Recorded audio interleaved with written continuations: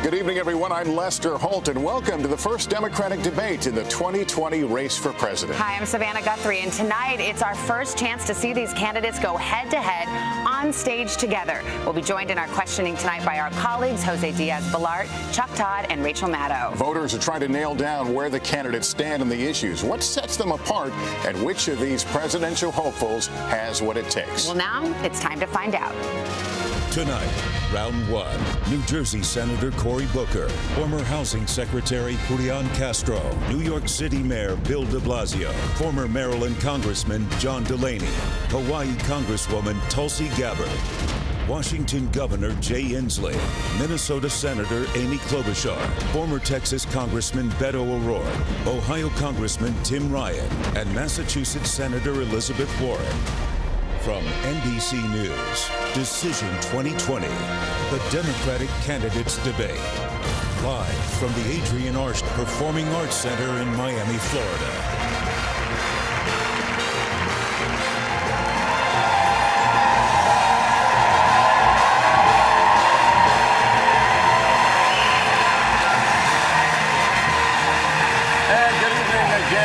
Welcome to the candidates and to our audience here in Miami, here in the Arts Center, and all across the country. Tonight, we're going to take on many of the most pressing issues of the moment, including immigration, the situation unfolding at our border, and the treatment of migrant children. And we're going to talk about the tensions with Iran, climate change, and of course, we'll talk about the economy, those kitchen table issues so many Americans face every day. And some quick rules of the road before we begin. 20 candidates qualified for this first debate. We'll hear from 10 tonight and 10 more tomorrow. The breakdown for each was selected at random. The candidates will have 60 seconds to answer and 30 seconds for any follow-ups. Because of this large field, not every person will be able to comment on every topic, but over the course of the next 2 hours, we will hear from everyone. We'd also like to ask the audience to keep the reactions to a minimum.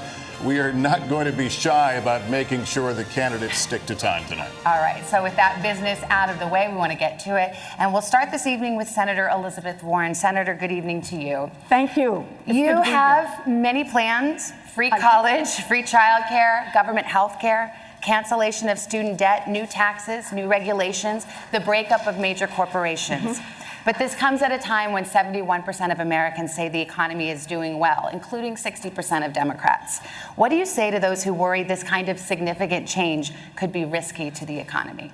So I think of it this way. Who is this economy really working for? It's doing great for a thinner and thinner slice at the top. It's doing great for giant drug companies. It's just not doing great for people who are trying to get a prescription filled. It's doing great for people who want to invest in private prisons, just not for the African Americans and Latinx whose families are torn apart, whose lives are destroyed, and whose communities are ruined.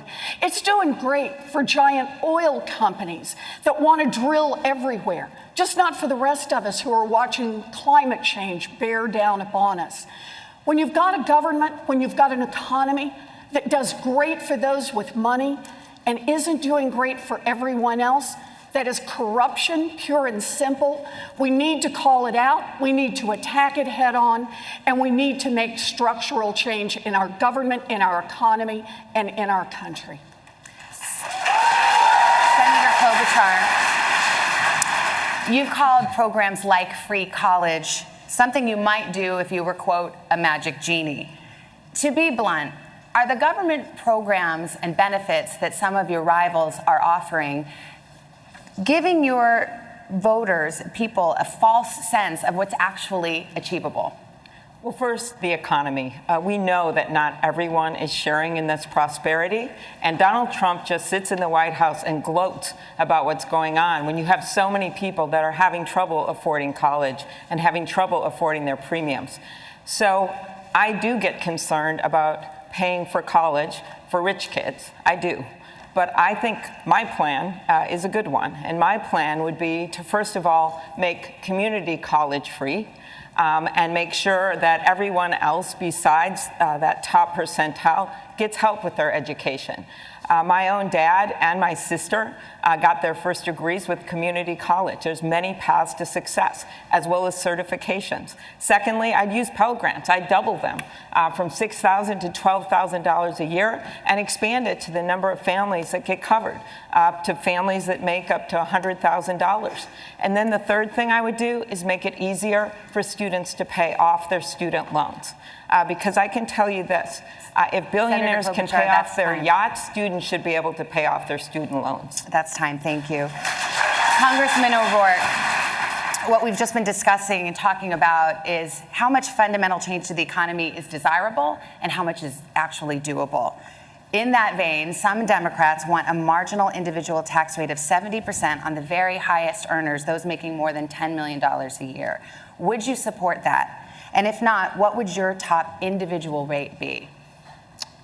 This economy has got to work for everyone.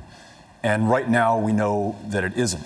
And it's going to take all of us coming together to make sure that it does. Necesitamos incluir cada persona en el éxito de esta economía. Pero si queremos hacer eso, necesitamos incluir cada persona en nuestra democracia. Cada votante necesitamos la representación y cada voz necesitamos escuchar. Right now, we have a system that favors those who can pay for access and outcomes. That's how you explain an economy that is rigged to corporations and to the very wealthiest. A $2 trillion tax cut that favored corporations while they were sitting on record piles of cash, and the very wealthiest in this country at a time of historic wealth inequality.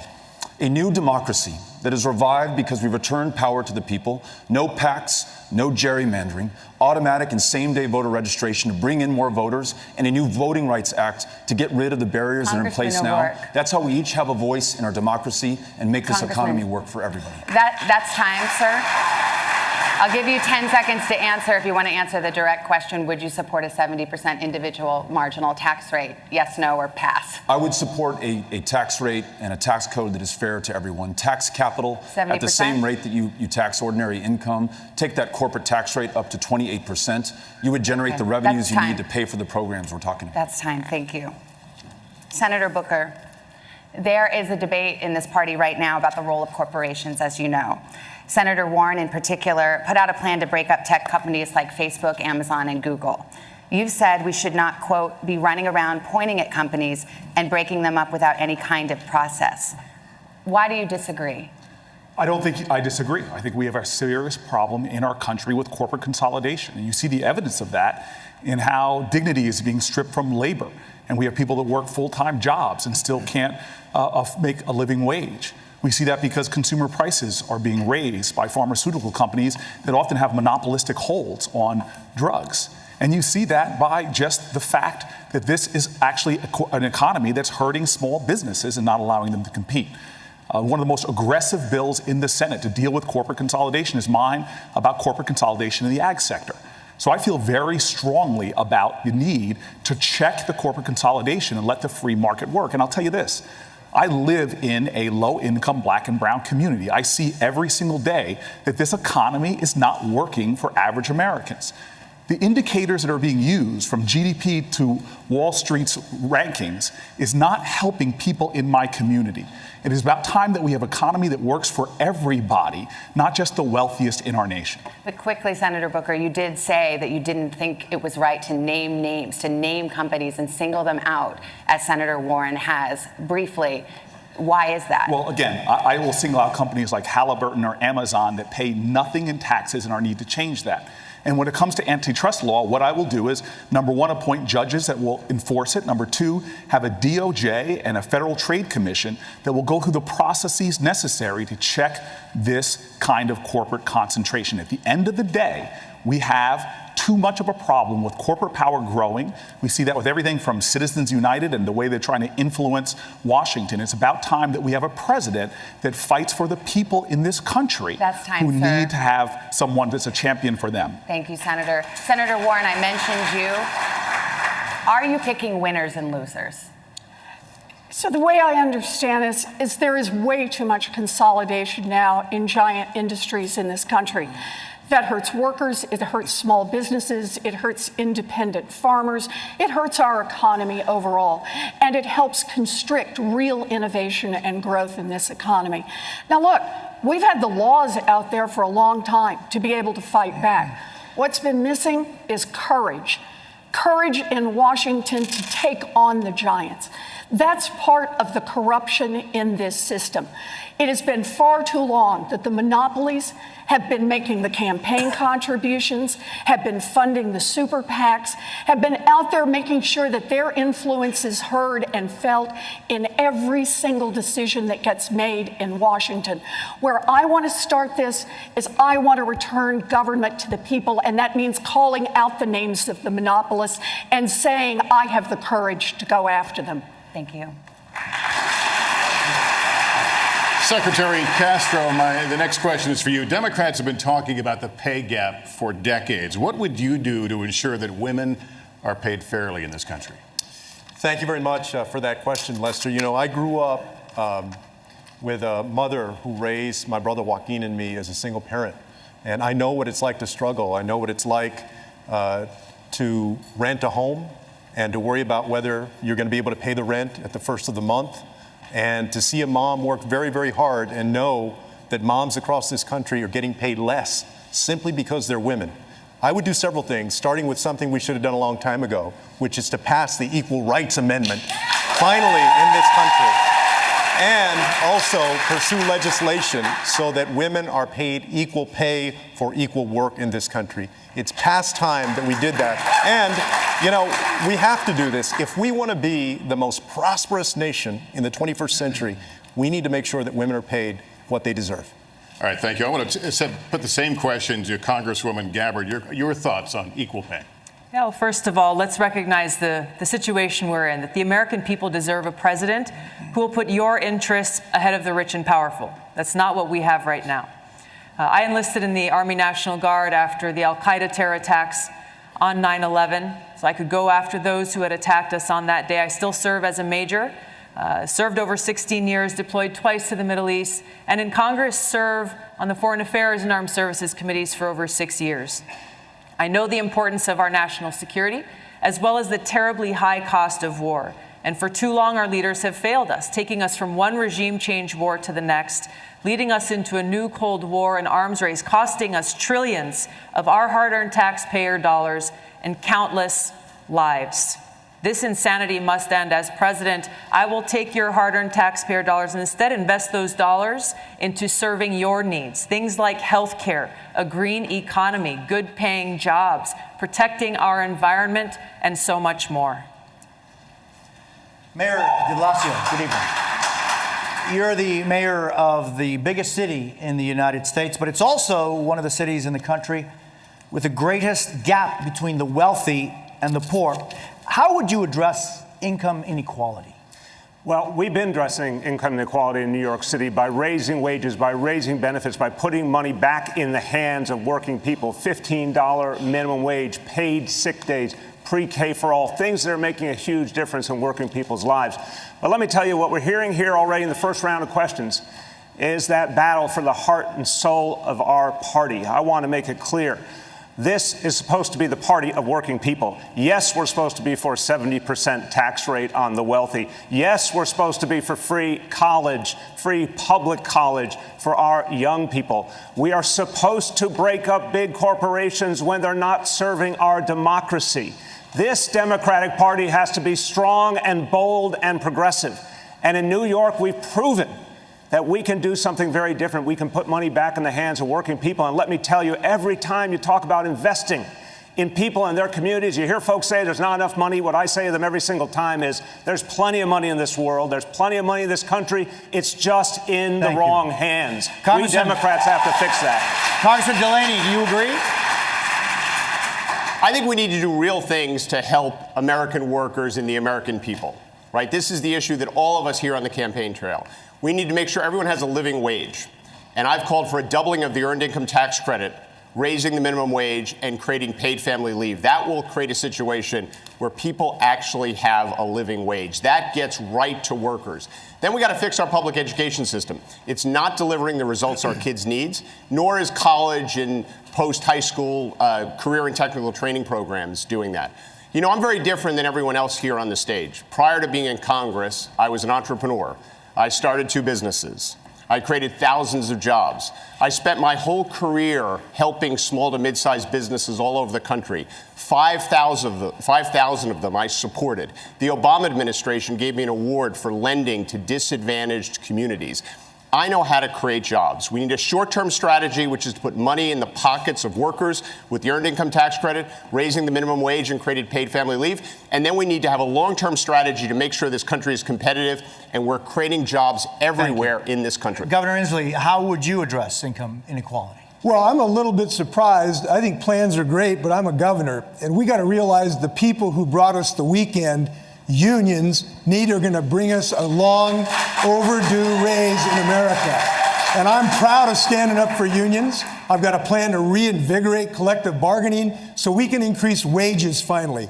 I marched with the SEIU folks. It is not right that the CEO of McDonald's makes 2,100 times more than the people slinging hash at McDonald's. And the next thing I'll do is put people to work in the jobs of the present and the future. Look at Donald Trump is simply wrong. He says wind turbines cause cancer. We know they cause jobs. And we know that we can put millions of people to work in the clean energy jobs of the future.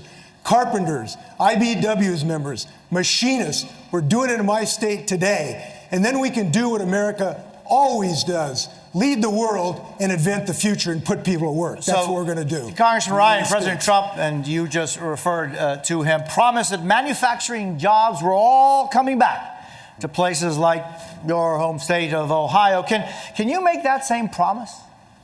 Yes, I believe you can. But first, let's say the president came. He said, don't sell your house to people in Youngstown, Ohio. And in his administration, just in the last 2 years, we lost $4,000 4,000 jobs at a General Motors facility. That rippled throughout our community. General Motors got a tax cut.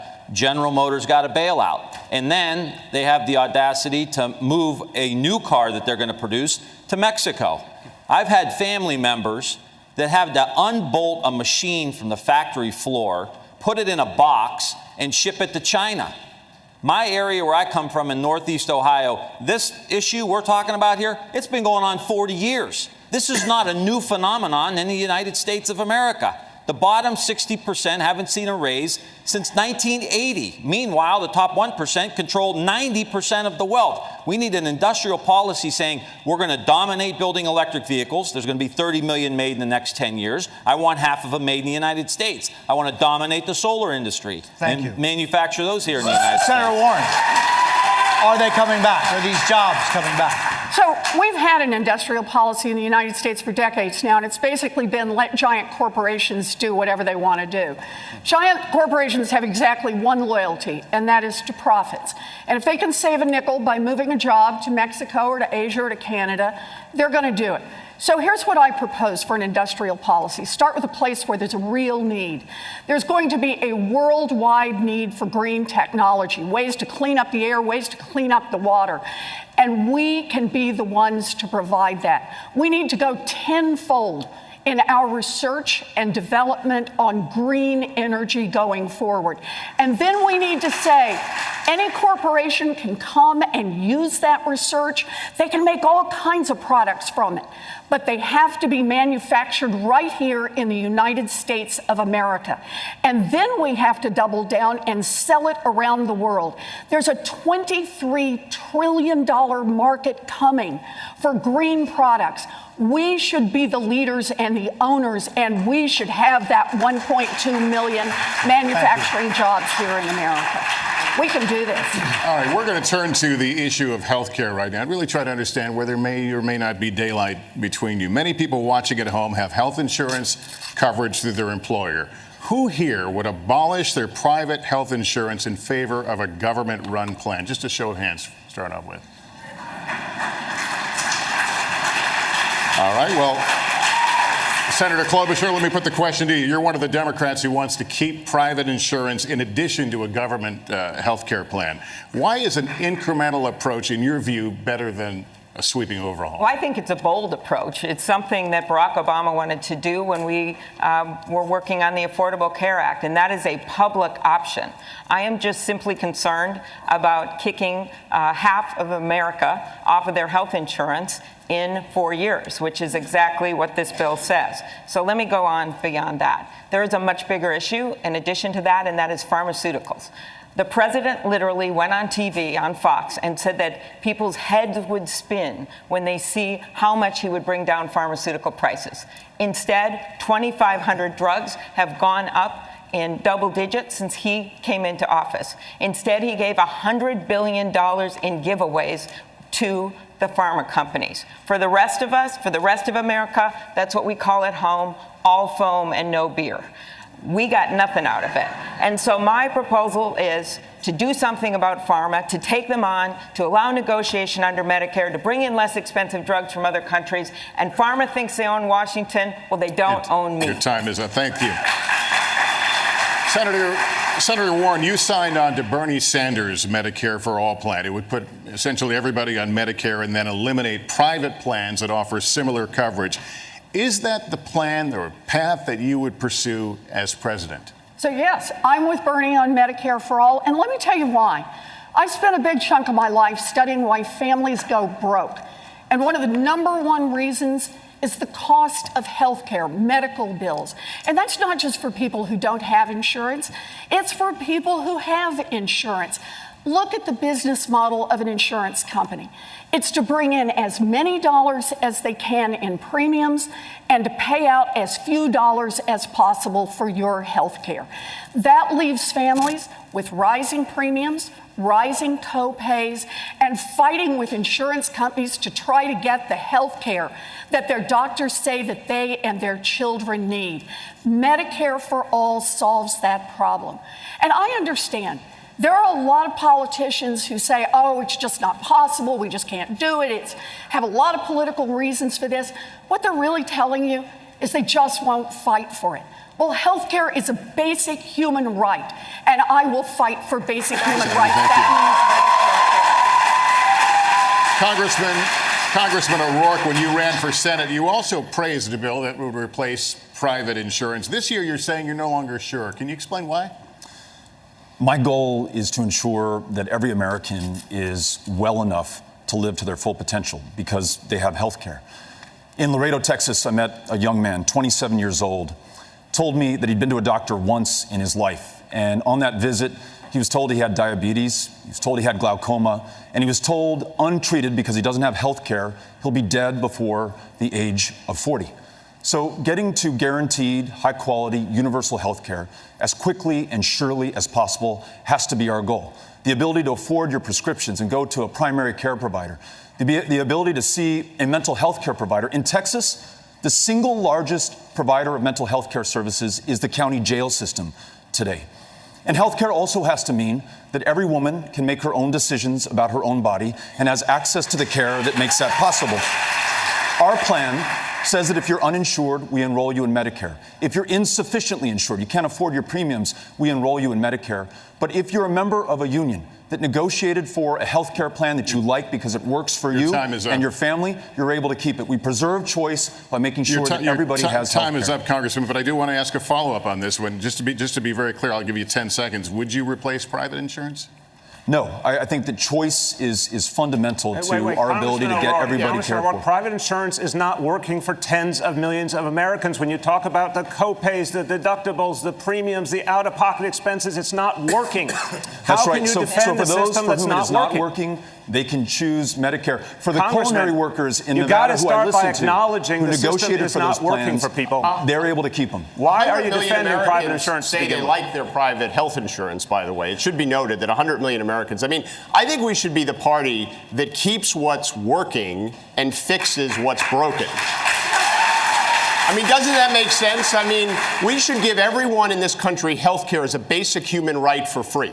Full stop. But we should also give them the option to buy private insurance? Why do we have to stand for taking away something from people? And also, it's bad policy. If you go to every hospital in this country and you ask them one question, which is, how would it have been for you last year if every one of your bills were paid at the Medicare rate?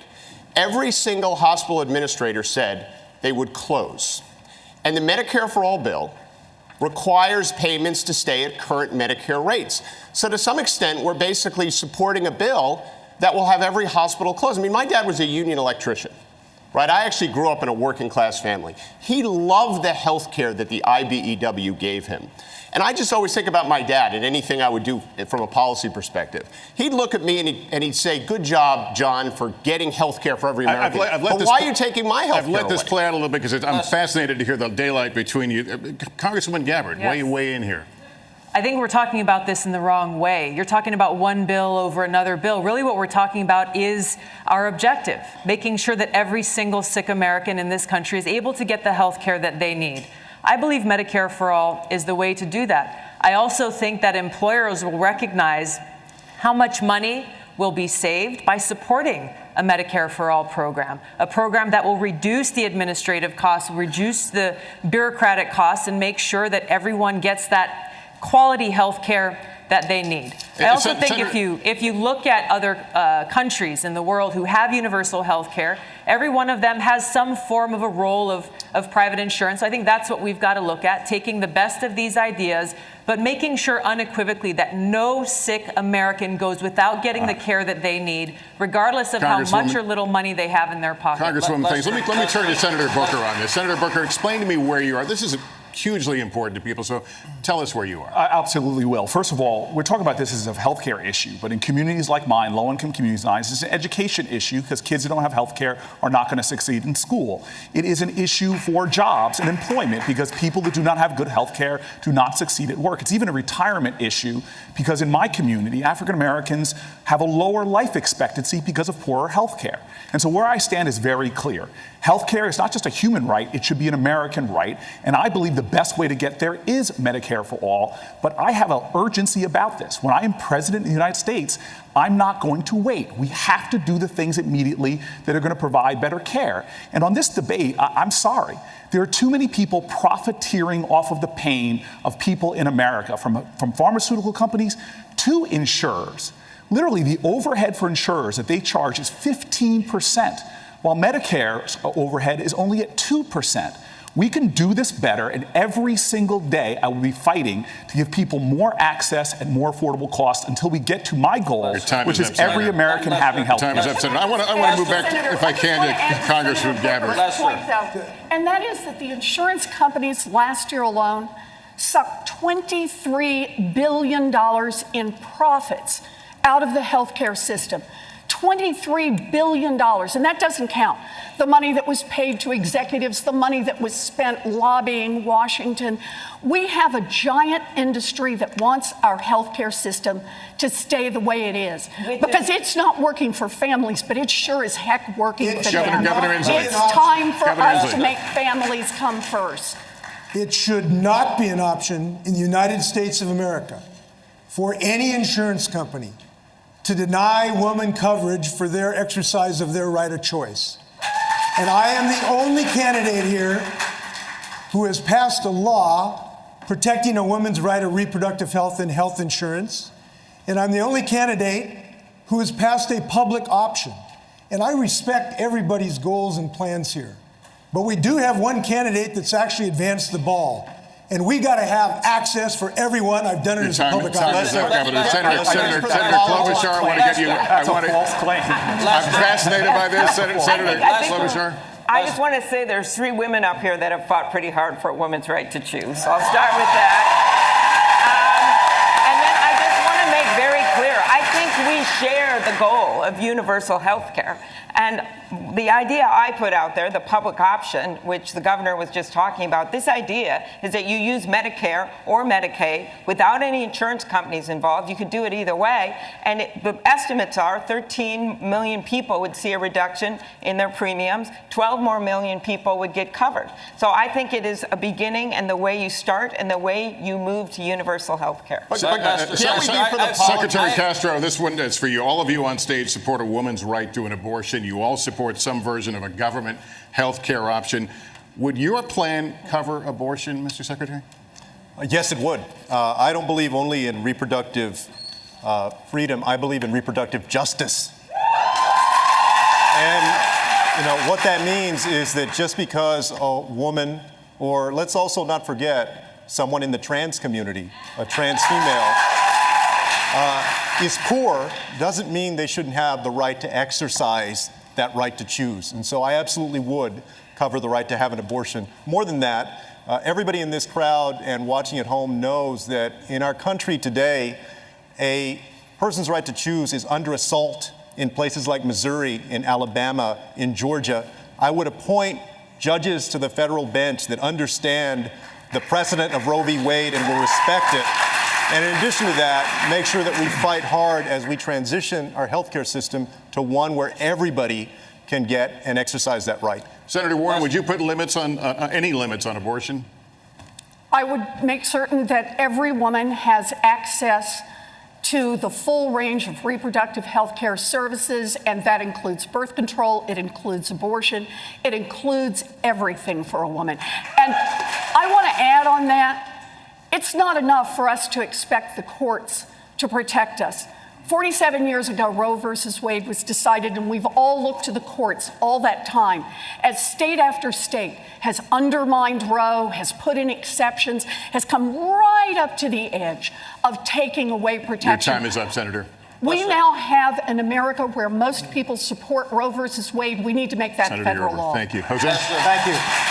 Senator Booker, I want to kind of come back on a discussion we were having about health and the opioid crisis. You represent a state where 14 of the 20 largest pharmaceutical companies are based. Should pharmaceutical companies that manufacture these drugs be held criminally liable for what they do? They should absolutely be held criminally liable because they are liable and responsible. This is one of the reasons why, well before I was running for president, I said I would not take contributions from pharma companies, not take contributions from corporate PACs or pharma executives, because they are part of this problem. And this opioid addiction in our country, we in cities like mine have been seeing how we've tried to arrest our way out of addiction for too long. It is time that we have a national urgency to deal with this problem and make the solutions that are working to actually be the law of our land and make the pharmaceutical companies that are responsible help to pay for that. Congressman O'Rourke, how would you deal with it? Tonight in this country, you have 2.3 million of our fellow Americans behind bars. It's the largest prison population on the face of the planet. Many are there for nonviolent drug crimes, including possession of marijuana, at a time that more than half the states have legalized it or decriminalized it. And yet, despite what Purdue Pharma has done, their connection to the opioid crisis and the overdose deaths that we're seeing throughout this country, they've been able to act with complete impunity and pay no consequences, not a single night in jail. Unless there's accountability and justice, this crisis will continue. In my administration, we will hold them to account. We will make sure that they pay a price, and we will help those who've been victims of this malfeasance in this country, get them treatment and long-term care. I know immigration is on a lot of your minds here, and I want to talk about it. We're going to talk about it in a moment. We need to take a break. We'll be back with more from Miami after this.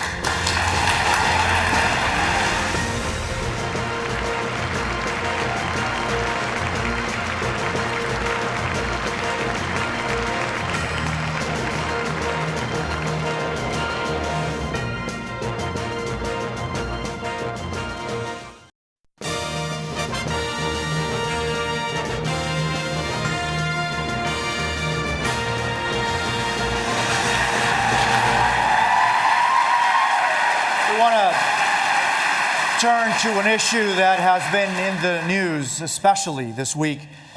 There are undocumented children being held alone in detention, even as close as Homestead, Florida, right here, less than 30 miles from where we are tonight. Fathers and mothers and children are dying while trying to enter the United States of America. We saw that image today that broke our hearts, and they had names. Oscar Martinez and his 23-month-old daughter Valeria died trying to cross the river to ask for asylum in this country. Last month, more than 130,000 migrants were apprehended at the southern border. Secretary Castro, if you were president today, hoy, what would you specifically do? Thank you very much, Jose. I'm very proud that in April I became the first candidate to put forward a comprehensive immigration plan. And we saw those images, watching that image of Oscar and his daughter Valeria is heartbreaking. It should also piss us all off. If I were president today, and it should spur us to action, if I were president today, I would sign an executive order that would get rid of Trump's zero tolerance policy, the Remain in Mexico policy, and the metering policy. This metering policy is basically what prompted Oscar and Valeria to make that risky swim across the river. They have been playing games with people who are coming and trying to seek asylum at our ports of entry. Oscar and Valeria went to a port of entry, and then they were denied the ability to make an asylum claim. So they got frustrated, and they tried to cross the river, and they died because of that. On day one, sorry. On day I'm just one, gonna ask you I for would do 30 that seconds. executive order that would address metering, and then I would follow that up in my first 100 days with immigration reform that would honor asylum claims, that would put undocumented immigrants, as long as they haven't committed a serious crime, on a pathway to citizenship, and that would go to the root cause of the issue, which is we need a Marshall Plan for Honduras and Guatemala and El Salvador, so that people can find safety and opportunity at home instead of coming to the United States to seek it. Senator Booker, what would you do on day one? And this is a situation that the next president will inherit. La situación ahora es inaceptable. Este presidente ha atacado, ha demonizado los inmigrantes. Es inaceptable y voy a cambiar este. On day one, I will make sure that, number one, we end the ICE policies and the customs and border policies that are violating the human rights. When people come to this country, they do not leave their human rights at the border. Number two, I will make sure that we reinstate DACA, that we reinstate pathways to citizenship for DACA recipients, and to make sure that people that are here on temporary protected status can stay and remain here. And then finally, we need to make sure that we address the issues that made Oscar and Valeria come in the first place by making major investments in the Northern Triangle, not like this president is doing, by ripping away the resources we need to actually solve this problem. We cannot surrender our values and think that we're going to get border security. We actually will lose security and our values. We must fight for both. Jose, if I might, very briefly, and this is an important point, my plan, and I'm glad to see that Senator Booker, Senator Warren, and Governor Inslee agree with me on this. My plan also includes getting rid of Section 1325 of the Immigration and Nationality Act, to go back to the way we used to treat this when somebody comes across the border, not to criminalize desperation, to treat that as a civil violation. And here's why it's important. We see all of this horrendous family separation. They use that law, Section 1325, to justify under the law separating little children from their families. Jose, and so I want to challenge just every single candidate on this stage to support the repeal of Section 1325. Jose, 30 seconds. As my friend here said, I agree with him on that issue, but folks should understand that the separation of children from families doesn't just go on at our border. It happens in our communities as ICE are ripping away parents from their American children, spouses and the like, and are creating fear in cities all across this country where parents are afraid to even drop their kids off to school or go to work. We must end those policies as well. Discussion about immigration in this country, because look at the bottom line here. That tragic photo of that parent, that child. And I'm saying this as a father. Every American should feel that in their heart, and every American should say, that is not America. Those are not our values. But we have to get under the skin of why we have this crisis in our system, because we're not being honest about the division that's been fomented in this country. The way that American citizens have been told that immigrants somehow created their misery and their pain and their challenges. For all the American citizens out there who feel you're falling behind, who feel the American dream's not working for you, the immigrants didn't do that to you. The big corporations did that to you. The 1% did that to you.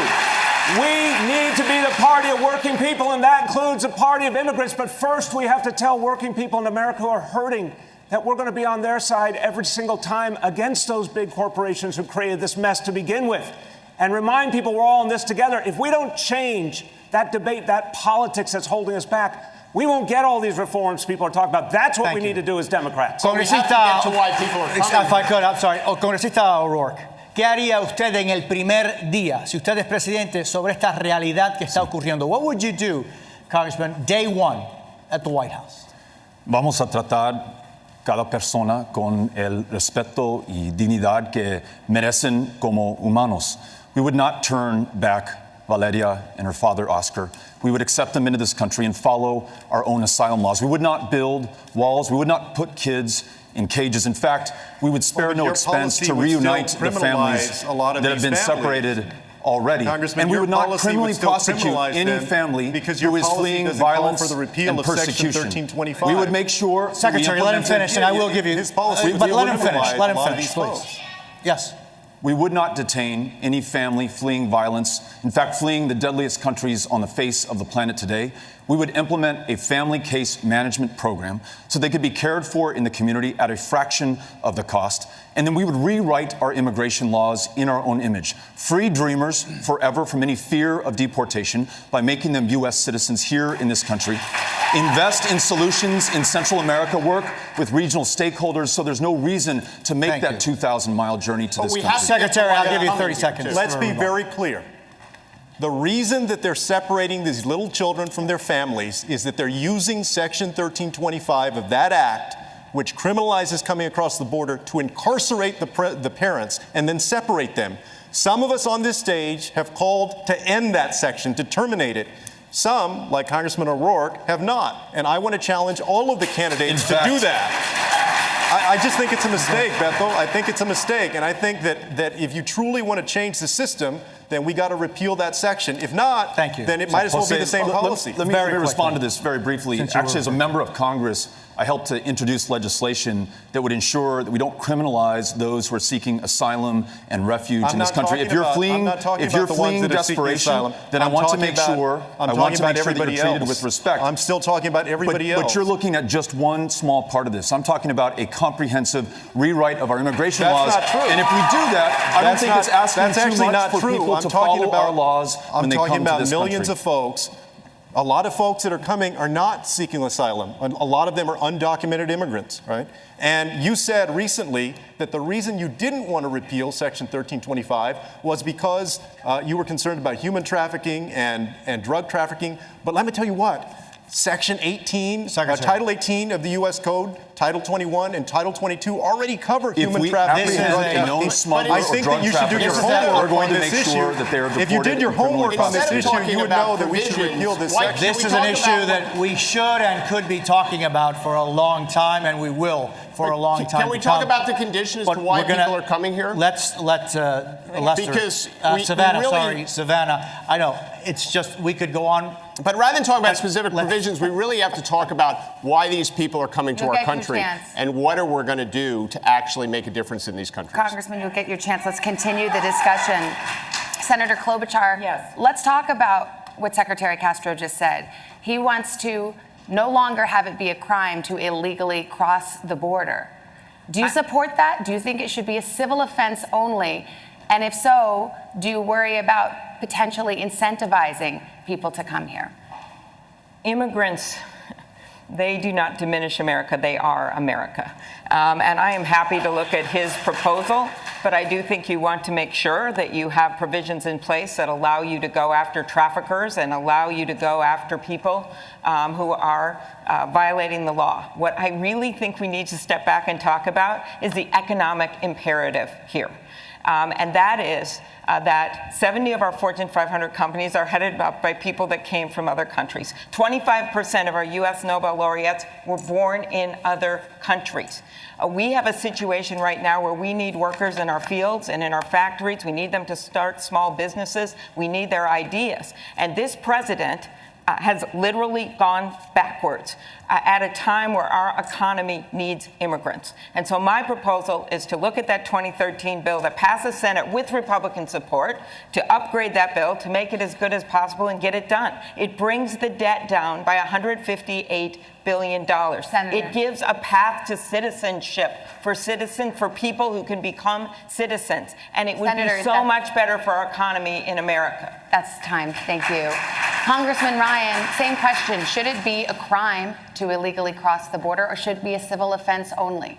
Well, I agree with Secretary Castro. I think there are other provisions in the law that will allow you to prosecute people for coming over here if they're dealing in drugs and other things. That's already established in the law. So there's no need to repeat it. And I think it's abhorrent. We're talking about this father who got killed with his daughter. And the issues here, the way these kids are being treated, if you go to Guantanamo Bay, there are terrorists that are held that get better health care than those kids that have tried to cross the border in the United States.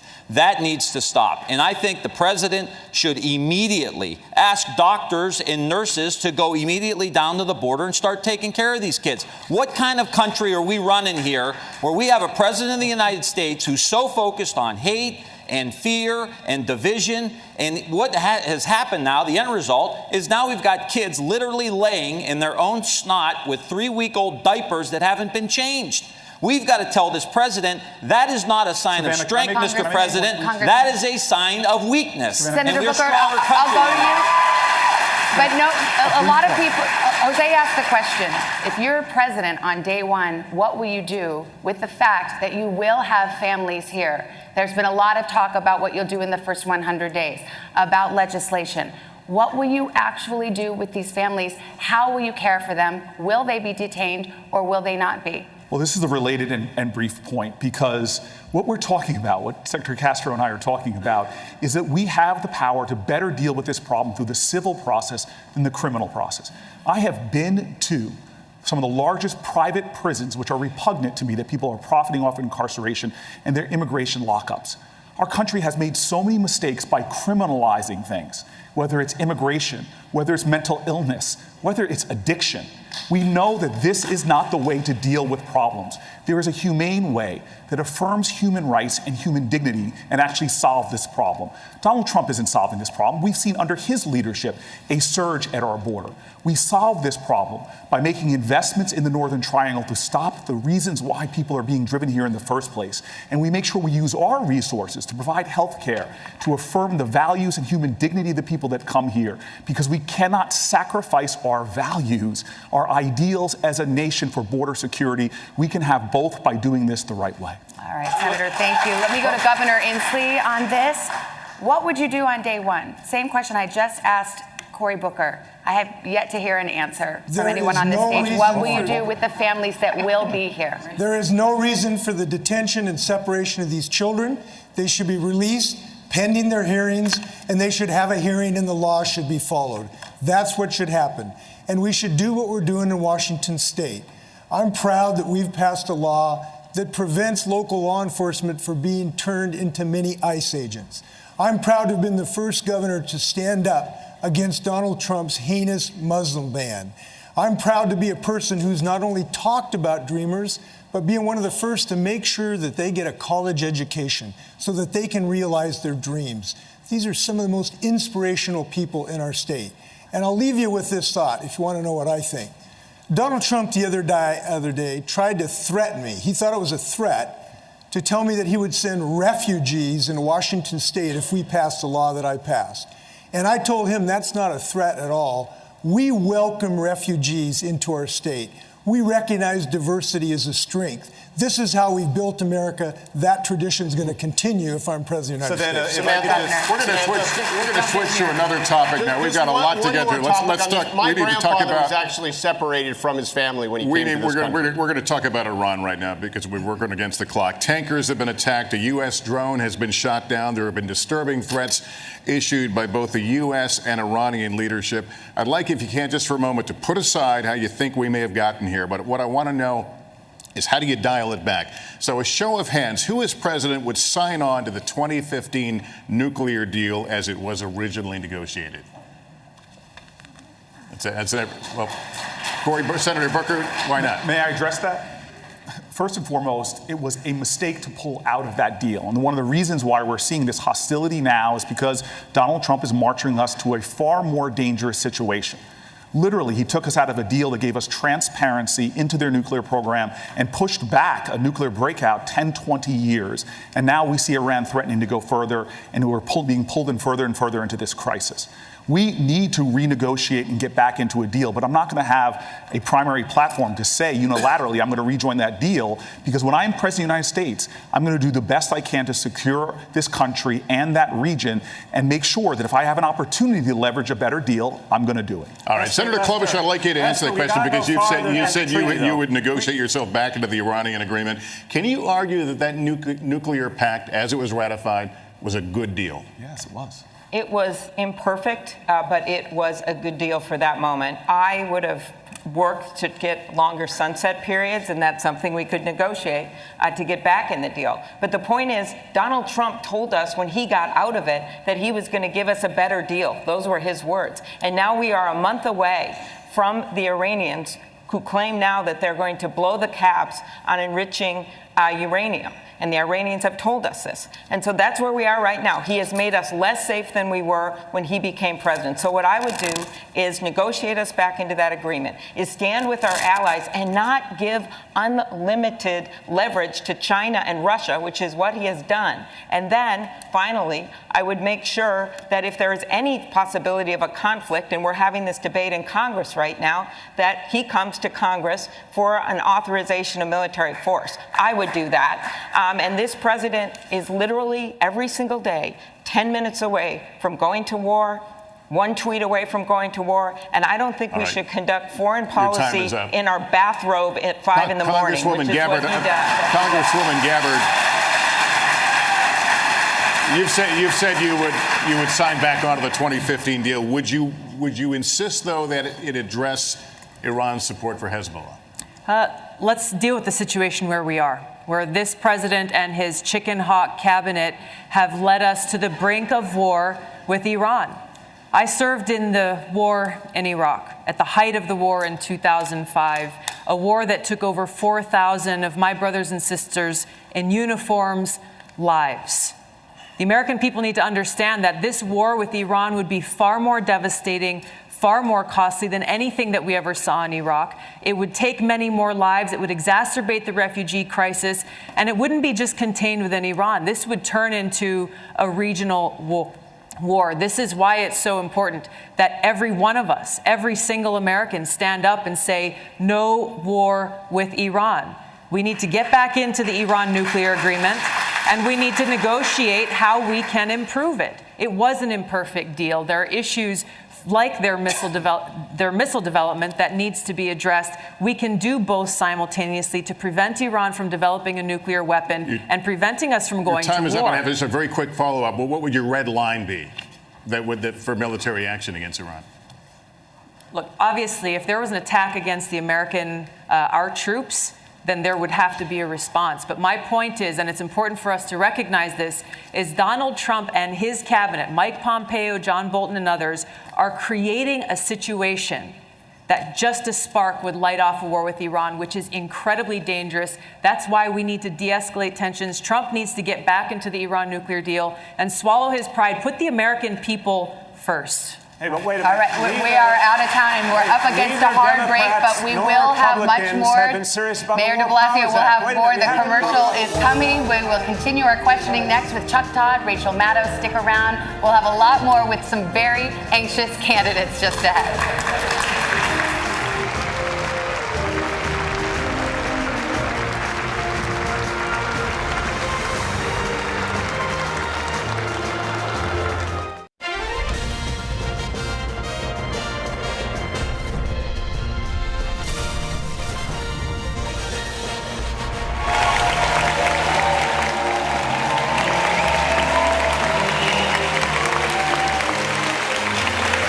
And welcome back, everyone, to the first Democratic presidential debate from the Arch Center in Miami. And as we continue the questioning, time to get more members of our team in the mix. So right now, let's turn it over to Chuck Todd and Rachel Maddow. Take it away. All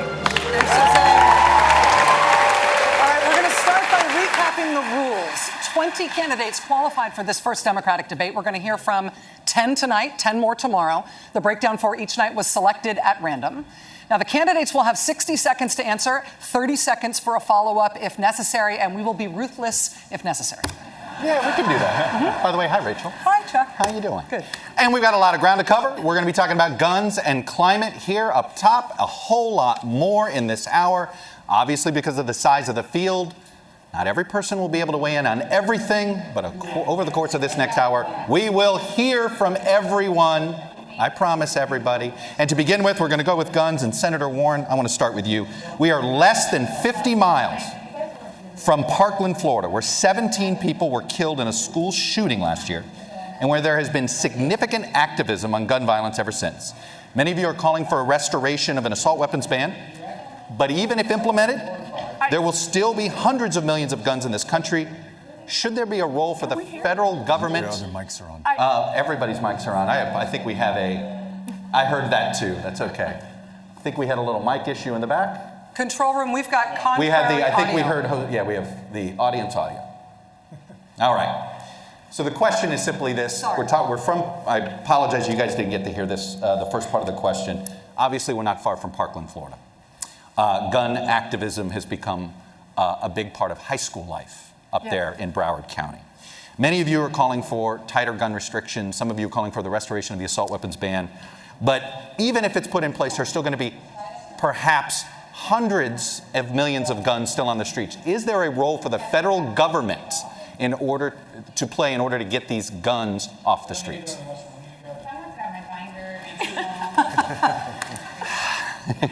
What's happening? We are hearing our colleagues' audio.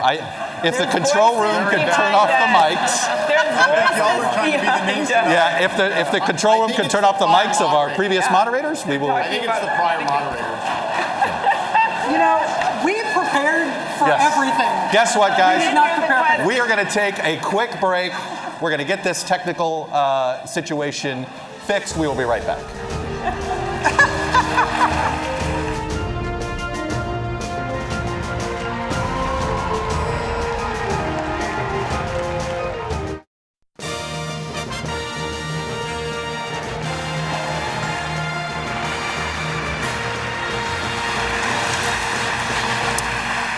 We believe we have the technical difficulties fixed. Never right, say that. Never say never. But we will march forward here, and I will lean forward here a little bit. Senator Warren, we're going to get to the gun question here. Parkland, Florida, it's just north of here in Broward County. As you know, it has created a lot of teenage activism on the gun issue.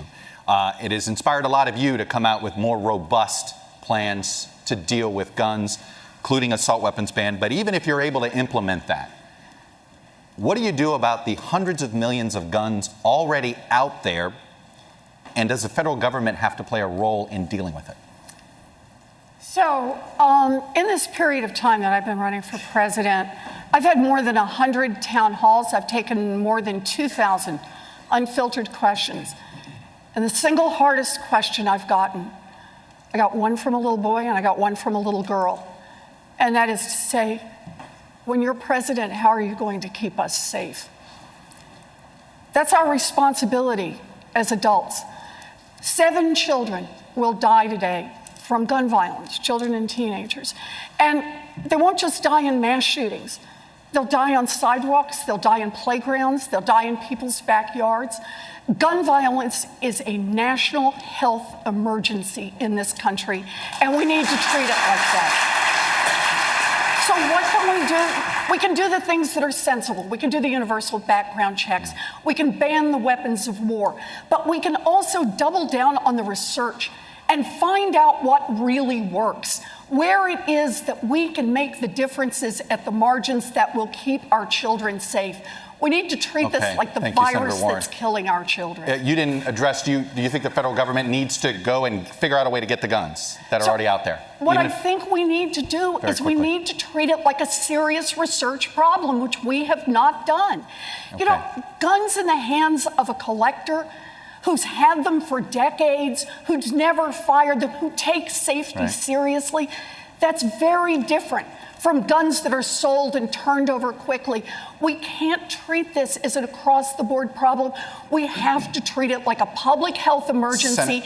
That means bring data to bear, and it means make real change in this country, Thank you, whether Senator. it's politically popular or not. Senator Booker, you have a program. We need to fight for our children. Senator Booker, you have a federal government buyback program in your plan. How is that going to work? Well, first of all, I want to say my colleague and I both have been hearing this on the campaign trail. But what's even worse is I hear gunshots in my neighborhood. I think I'm the only one, I hope I'm the only one on this panel here that had 7 people shot in their neighborhood just last week. Someone I knew, Shahad Smith, was killed with an assault rifle at the top of my block last year. For millions of Americans, this is not a policy issue. This is an urgency. And for those who have not been directly affected, they're tired of living in a country where their kids go to school to learn about reading, writing, and arithmetic, and how to deal with an active shooter in their school.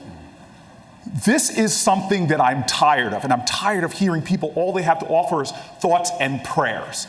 In my faith, people say faith without works is dead. So we will find a way. But the reason we have a problem right now is we've let the corporate gun lobby frame this debate. It is time that we have bold actions and a bold agenda. I will get that done as President of the United States because this is not about policy, this is personal. Thank you, Senator Booker. Secretary Castro, I'd like to talk to you about something that Senator Booker just mentioned there, the idea of active shooter drills in schools. As school shootings seem like an almost every day or every week occurrence now, they don't make a complete news cycle anymore, no matter the death toll. As parents are so afraid as their kids go off to school that their kids will be caught up in something like this, next to nothing has changed in federal law that might affect the prevalence of school shootings. Is this a problem that is going to continue to get worse over our lifetimes? Or is there something that you would do as president that you really think would turn it around?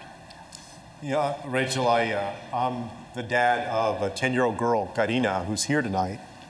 And the worst thing is knowing that your child might be worried about what could happen at school, a place that's supposed to be safe. The answer to your question is no, we don't have to accept that. And I believe that on January 20th, 2021, at 12:01 p.m., we're going to have a Democratic president, a Democratic House, and a Democratic Senate. And the activists of Parkland, folks from Moms Demand, who have risen up across the United States and inspired so many people, you know, we may not have seen yet legislative action, but we're getting closer. The House took a vote. In the Senate, the question often is if the decision is between 60 votes, a filibuster, or passing common sense gun reform, I'm going to choose common sense gun reform. So I believe that we're going to be able to get that done in 2021. Secretary Castro, thank you. Rachel, I have something to add to this briefly. We'll give you 30 seconds for follow-up on that question, on that answer from Secretary Castro. Congressman Ryan. You're talking about in the schools. These kids are traumatized. I support all the gun reforms here. We need to start dealing with the trauma that our kids have. We need trauma-based care in every school. We need social and emotional learning in every school. 90% of the shooters who do school shootings come from the school they're in, and 73% of them feel shamed, traumatized, or bullied. We need to make sure that these kids feel connected to the school. That means a mental health counselor in every single school in the United States. We need to start playing offense. If our kids are so traumatized that they're getting a gun and going into our schools, we're doing something wrong too, and we need reform around trauma-based care. Congressman O'Rourke, you're a Texan who's campaigned all over the state in 2018 in the most conservative parts there. What do you tell a gun owner who may agree with you on everything else? Okay, but says, you know what, the Democrats, if I vote for them in there, they're going to take my gun away. And even though I agree with you on all these other issues, how do you have that conversation? Here's how we had that conversation in Texas. I shared with them what I learned from those students who survived the Santa Fe High School shooting. A young student named Bree, her friend Marcel, who survived another shooting, the mother of a victim who lost her life, Rhonda Hart. They talked about universal background checks where you close every loophole. We know that they save lives. talked about ending the sales of assault weapons into our communities. Those weapons of war were designed to kill people as effectively and as efficiently as possible. They should belong on the battlefield and not in our communities. Red flag laws, so that if someone poses a danger to themselves or to someone else, they're stopped before it's too late. And what I found in each one of those 254 counties is that Democrats and independents and Republicans, gun owners and non-gun owners alike, agreed. But this effort must be led by the young people that you referenced at the beginning of this issue. Those students from Marjory Stoneman Douglas led the charge here in Florida, and they've been able to change those laws. They're making our democracy work, ensuring that our values and our interests and our priorities are reflected in the laws that we pass. Thank you, Congressman O'Rourke. Hang on. Let me give 30 seconds. Senator Klobuchar, the Iron Range, I'm curious.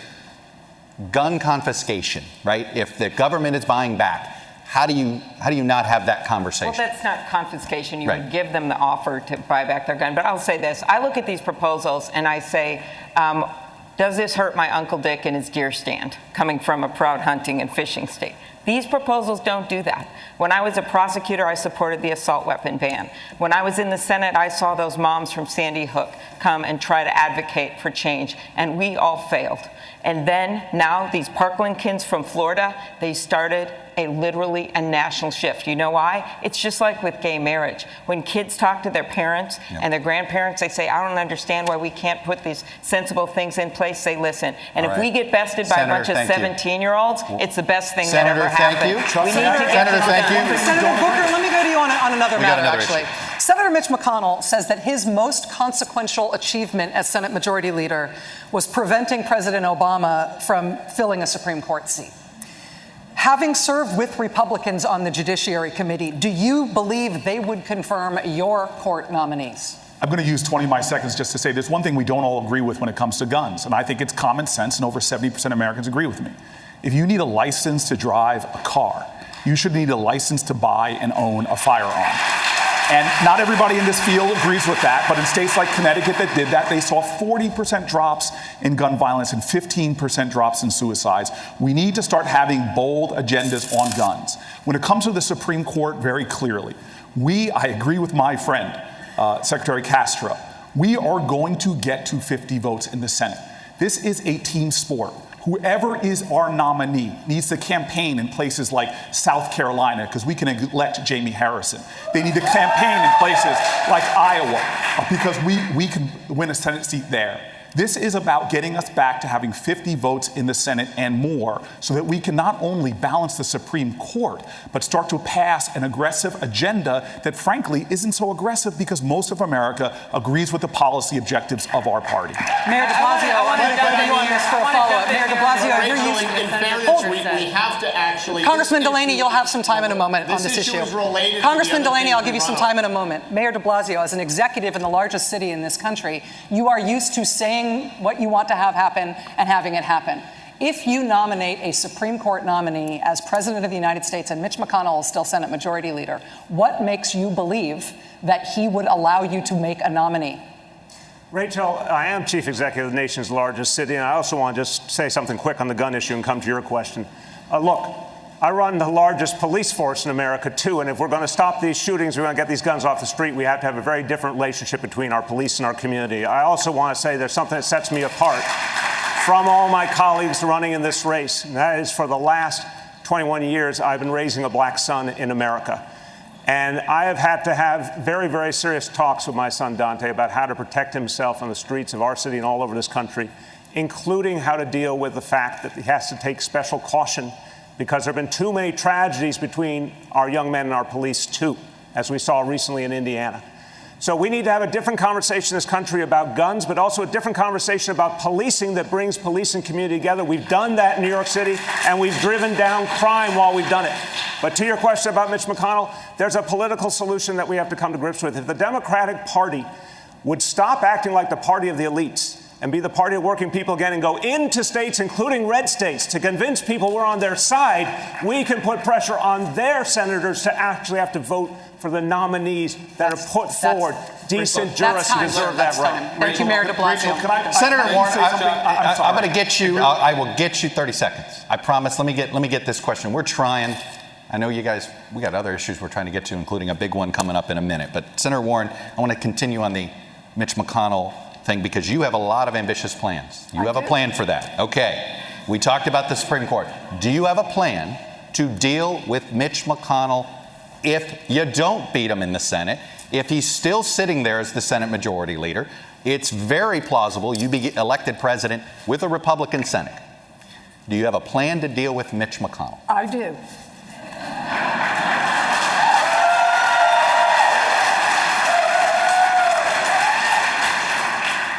We are a democracy, and the way a democracy is supposed to work is the will of the people matters.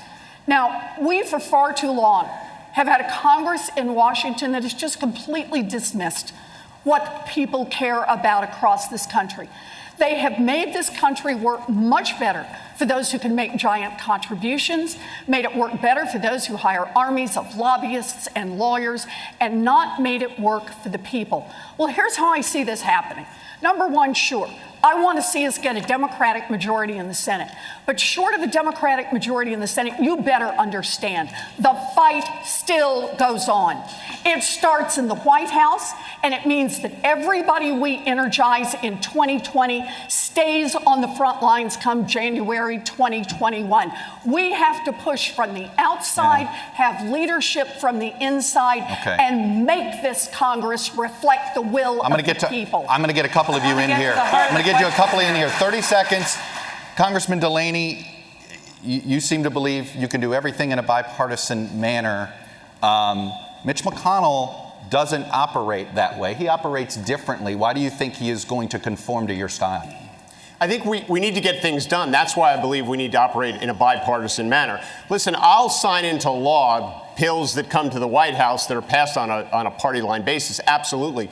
But all the big transformative things we've ever done in this country's history have happened when huge majorities of the American people get behind them, which is why we need real solutions, not impossible promises. We need to put forth ideas that work, whether it's on health care, creating universal health care so that every American gets health care, but not running on making private insurance illegal. Okay. The gun issue is related. The gun safety issue is related because I can't tell you how many times I've been with folks in Western Maryland, and they've said to me, you know, Democrats don't do anything for us. Republicans don't do anything for us. You fight all the time, so they vote on that single issue. Okay, if we become the party of getting things done for the American people Senator with real Booker, solutions, not impossible promises, we'll be able to get all these things done. 2:30s here. I'm going to say, Senator Booker, 30 seconds. How do you deal with Mitch McConnell? You've been in the Senate. You can't get bills on the floor right now with Mitch McConnell. Presidents can't do it. Is President Booker going to get his bills on the floor with Senator McConnell? You know, when I got to the United States Senate, going back to what de Blasio said, as an African-American man in an African-American dominated community, I knew one of the biggest issues was criminal justice reform. From police accountability to dealing with the fact that we have a nation that has more African-Americans under criminal supervision than all the slaves in 1850. And when I got to the Senate, people told me we could not get a comprehensive criminal justice reform bill done.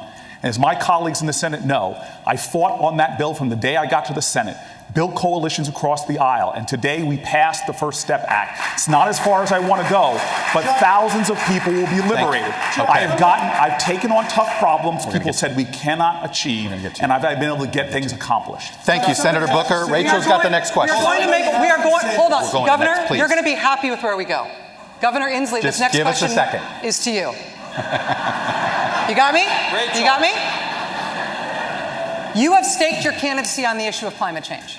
It is first, second, and third priority for you. You said it's all the issues. Let's get specific. We're here in Miami, which is already experiencing serious flooding on sunny days as a result of sea level rise. Parts of Miami Beach and the Keys could be underwater in our lifetimes. Does your plan save Miami? Yes, first by taking away the filibuster from Mitch McConnell to start with. We have to do that. Look at, we are the first generation to feel the sting of climate change, and we are the last that can do something about it. Our towns are burning, our fields are flooding, Miami is inundated. And we have to understand this is a climate crisis, an emergency, and it is our last chance in the administration, next one, to do something about it. And we need to do what I've done in my state. We've passed a 100% clean electrical grid bill. We now have a vision statement, and my plan has been called the gold standard of putting people to work. But the most important thing on this, and the biggest decision for the American public, is who's going to make this the first priority.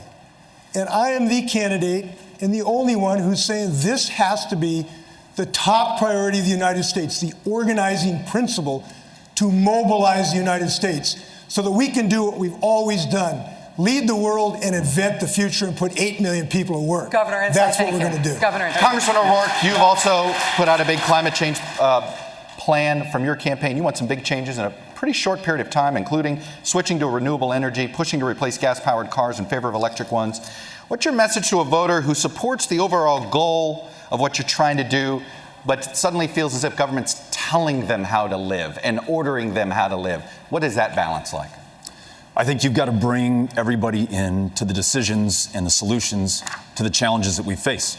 That's why we're traveling everywhere, listening to everyone. We were in Pacific Junction, a town that had never meaningfully flooded before, just up against the Missouri River in Iowa. And every home in that community had flooded. There were farms just outside of Pacific Junction that were effectively lakes. Those farmers already underwater in debt. Their markets closed to them by a trade war under this administration, and now they don't know what to do. We in our administration are going to fund resiliency in those communities, in Miami, in Houston, Texas, those places that are on the front lines of climate change today. We're going to mobilize $5 trillion in this economy over the next 10 years. We're going to free ourselves from a dependence on fossil fuels, and we're going to put farmers and ranchers in the driver's seat, renewable and sustainable agriculture to make sure that we capture more carbon out of the air and keep more of it in the soil, paying farmers for the environmental services that they want to provide. If all of us does all that we can, then we're going to be able to keep this planet from warming another 2 degrees Celsius and ensure that we match what this country can do and live up to our promise and our potential. 30 seconds, Secretary Castro. Who pays for the mitigation to climate, whether it's building seawalls, for people that are perhaps living in places that they shouldn't be living? Is this a federal government issue that needs to do that? Do they have to move these people? What do you do about that where maybe they're building a house someplace that isn't safe? Who pays to build that house? And how much should the government be bailing them out? Well, I don't think that represents the vast majority of the issue. In fact, my first visit after I announced my candidacy wasn't to Iowa or New Hampshire, it was to San Juan, Puerto Rico.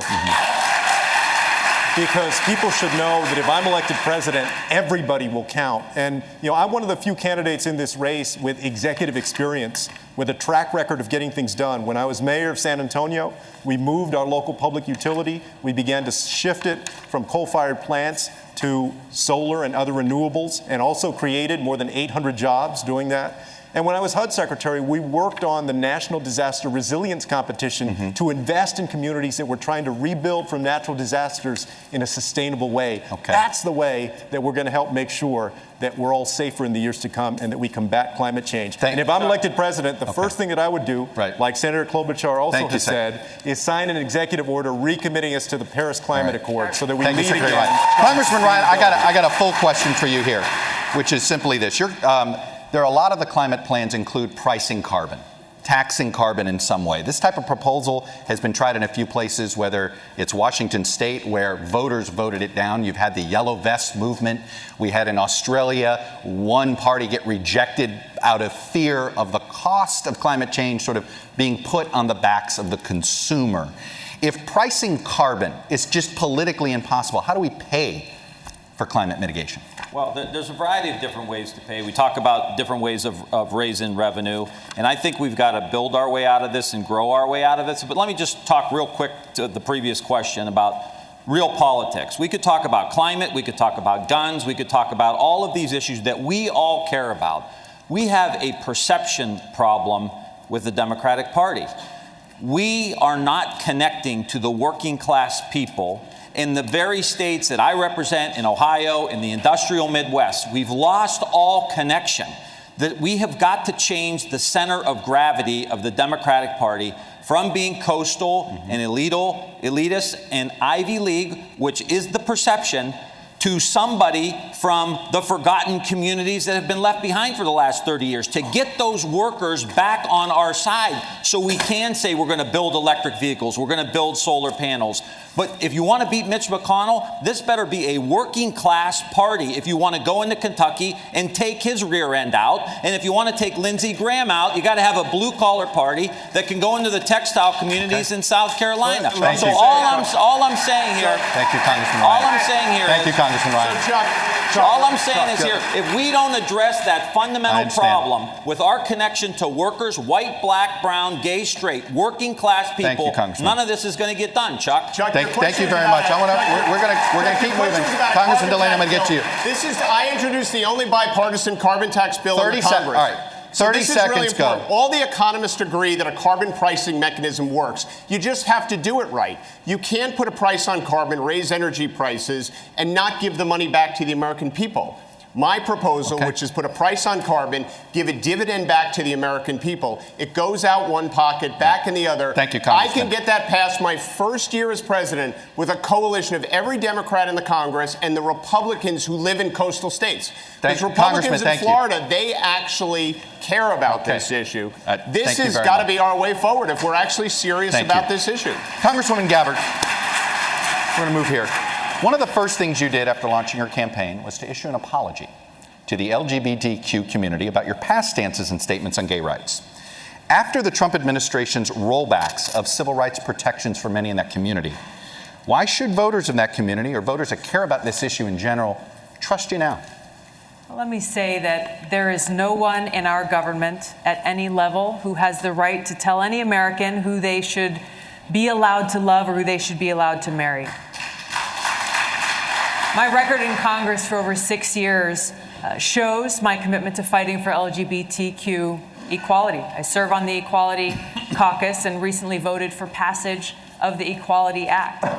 Maybe many people in this country can relate to the fact that I grew up in a socially conservative home, held views when I was very young that I no longer hold today. I've served with LGBTQ service members, both in training and deployed downrange. I know that they would give their life for me, and I would give my life for them.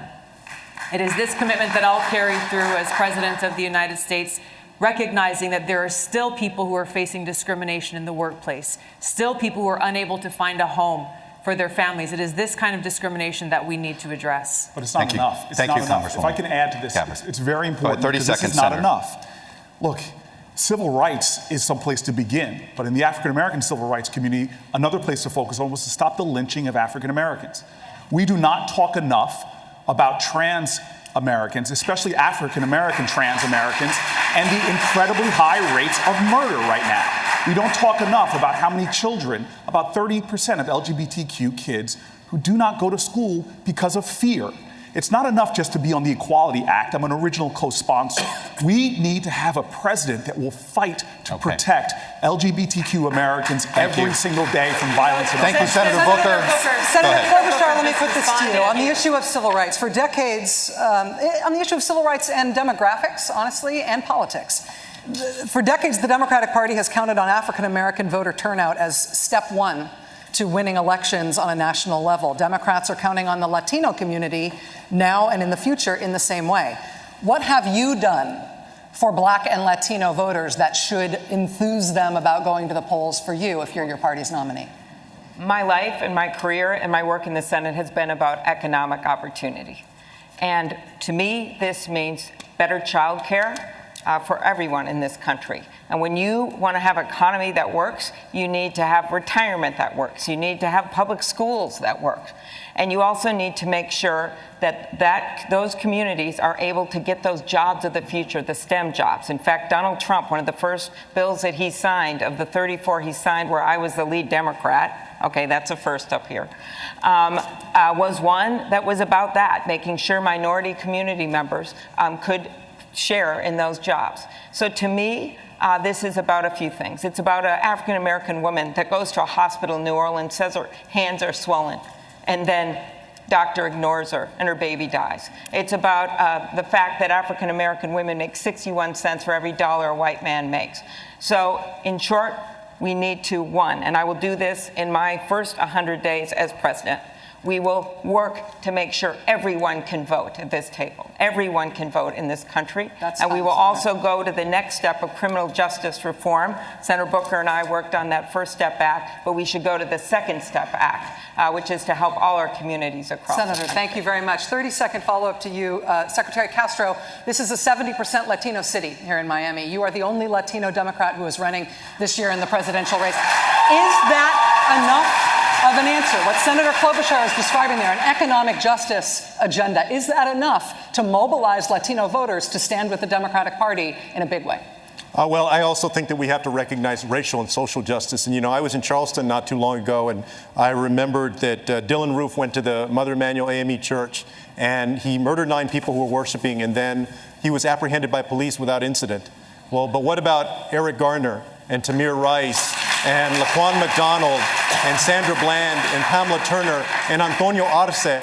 I'm proud that I'm the only candidate so far that has put forward legislation that would reform our policing system in America and make sure that no matter what the color of your skin is, that you're treated the same, including Latinos who were mistreated too oftentimes by police. Secretary Castro, thank you. Let me go over to Lester Holt, who's got a question, I believe, a viewer question. I'm over here, Chuck. Where Thanks. We ask voters from across the country to submit their questions to the candidates. Let me read one now. This comes from John in New York, who submitted this question. He asks, does the United States have a responsibility to protect? In the case of genocide or crimes against humanity, do we have a responsibility to intervene, to protect people threatened by their governments, even when atrocities do not affect American core interests? I'd like to direct that question to Congressman O'Rourke.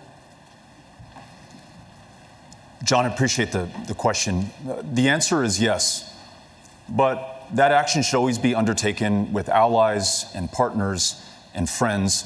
When the United States presents a united front, we have a much better chance of achieving our foreign policy aims and preventing the kind of genocide to which you refer, the kind of genocide that we saw in Rwanda, the kind of genocide we want to stop going forward.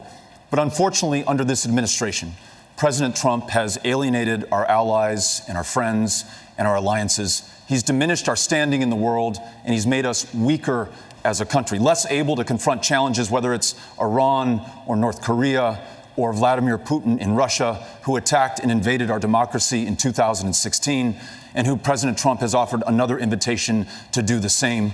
He's embraced strongmen and dictators at the expense of the great democracies.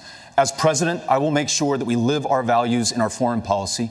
I will ensure that we strengthen those alliances and partnerships and friendships and meet any challenge that we face together. That makes America stronger. What about the War Powers Act? Congressman O'Rourke, thank you. What about the War Powers Act being a part of that equation? With deep respect to the congressman, look, we've learned of painful lessons as Americans, that we've gone to war without congressional authorization. And look, this is very personal for me. I know the cost of war. My dad served in the Pacific in World War II in the U.S. Army.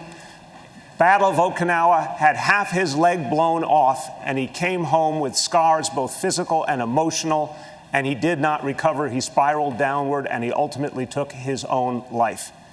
And that battle didn't kill him, but that war did.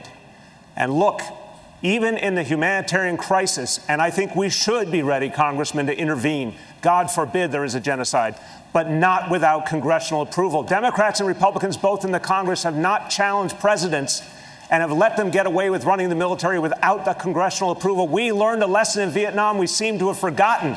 The decisions have to be made by the United States Congress. I want to pick up in on the this name point, of the and I people. want to put this to Congressman Ryan.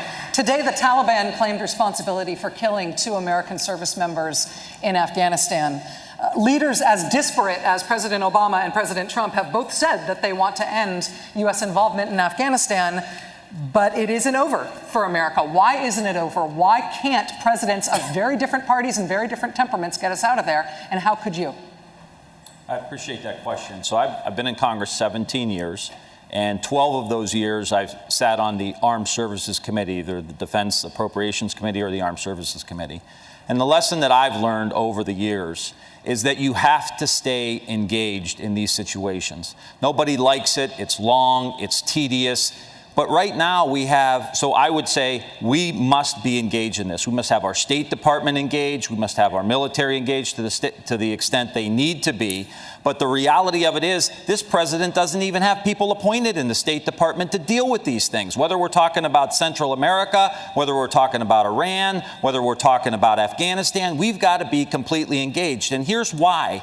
Because these flare-ups distract us from the real problems in the country. If getting drones shot down for $130 million because the president is distracted, that's $130 million that we could be spending in places like Youngstown, Ohio, or Flint, Michigan, or rebuilding. Congresswoman Gabbard, I'm going to give you 30 seconds, actually, to jump off what he said. He described engagement as the problem. Is that what you will tell the parents of those 2 soldiers who were just killed in Afghanistan? Well, we just have to be engaged.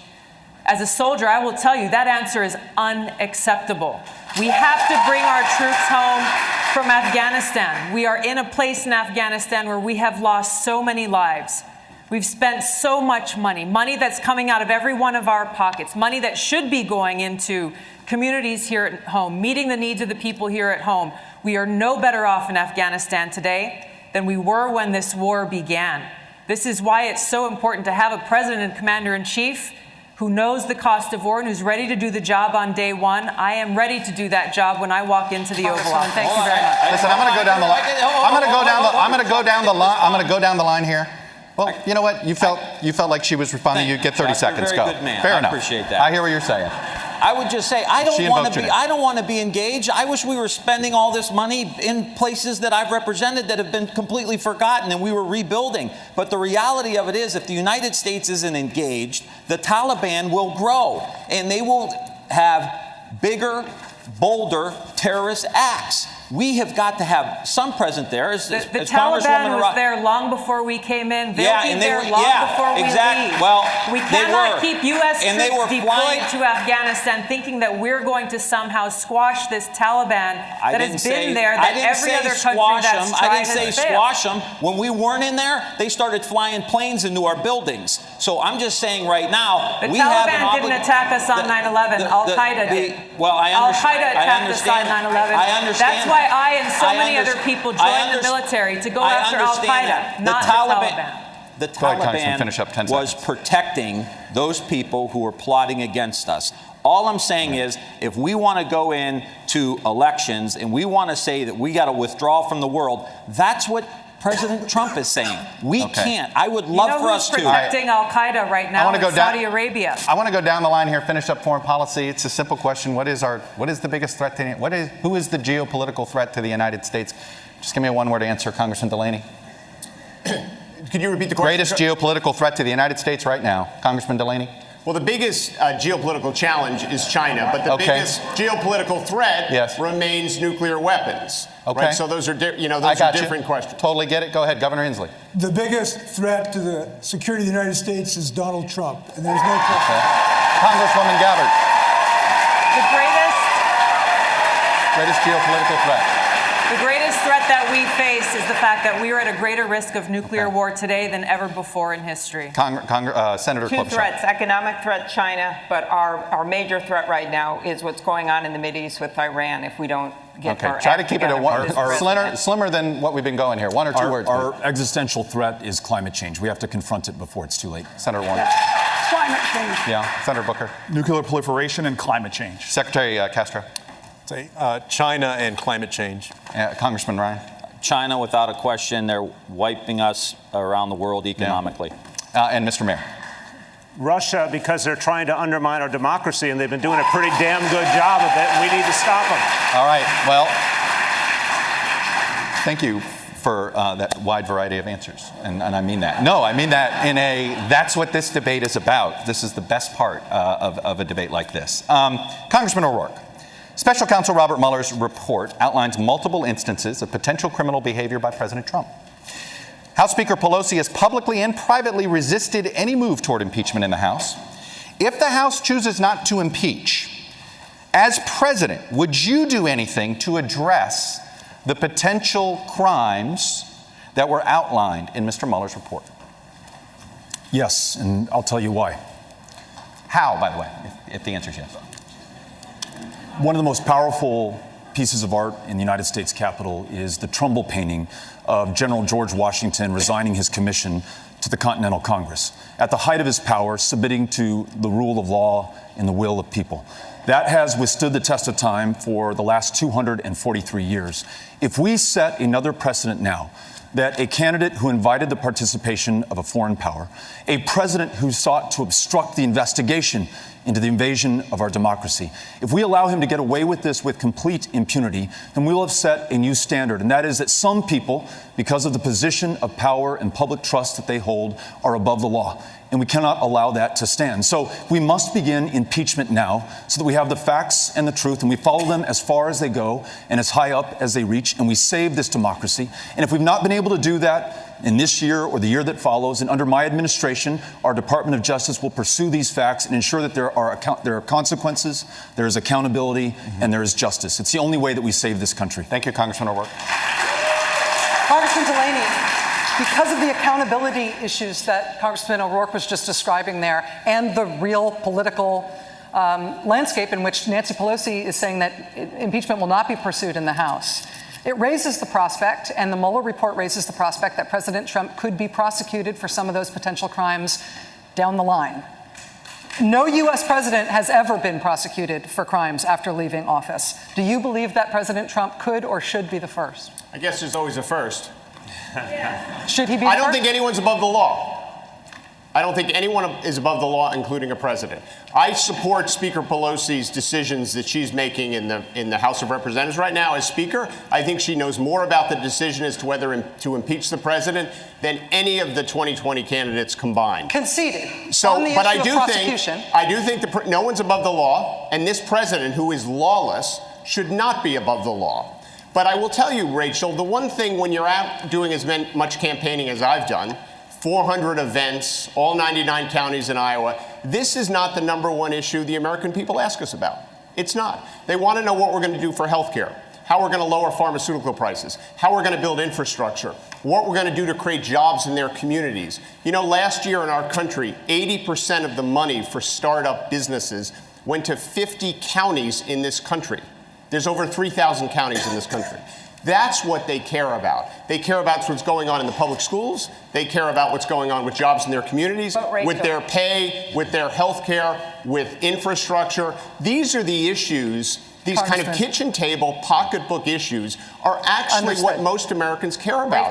They never ask about the Congressman, thank you. Your time is up. They never ask about it. They want to know how we're going to solve these problems. You've hit time, sir. Here's the thing. I still, Senator, if we let the Republicans run our elections, and if we do not do something about Russian interference in the election, and we let Mitch McConnell stop all the backup paper ballots, then we're not going to get what we want to do. I got to sneak in. We blew through a break, which was good news to give you more time, so I got to sneak one in now. More of this debate. It's picking up here. It continues right after this.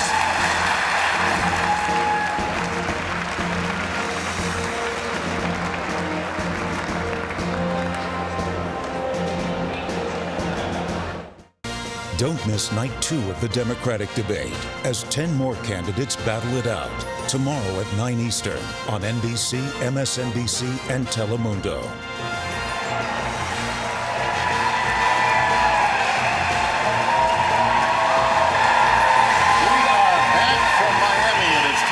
For closing statements, each candidate has 45 seconds. We want to begin with former Congressman Delaney. Closing now? Closing. Okay, 45 seconds. we could go on. Together, we are on a mission. We're on a mission to find the America that's been lost through infighting, lost through inaction. We're so much better than this. We're a country that used to do things. We saved the world. We created the American dream for millions of people like myself, the grandson of immigrants, the son of a union electrician who went on to become a successful business leader and create thousands of jobs. But we did these things with real solutions, not with impossible promises. And those are the roots that we have to get back to. I'm running for president to solve these problems, to build infrastructure, to fix our broken health care system, to invest in communities that have been left behind, to improve public education. I just don't want to be your president to be your Congressman, your president. 45 I seconds want is to over. be your president to do the job. Thank you, This is sir. not about me. This is about getting America working again. Thank you. Mayor de Blasio, Mayor, your closing statement. It matters. It matters in this fight for the heart and soul of our party that we nominate a candidate who has seen the face of poverty and didn't just talk about it, but gave people $15 minimum wage.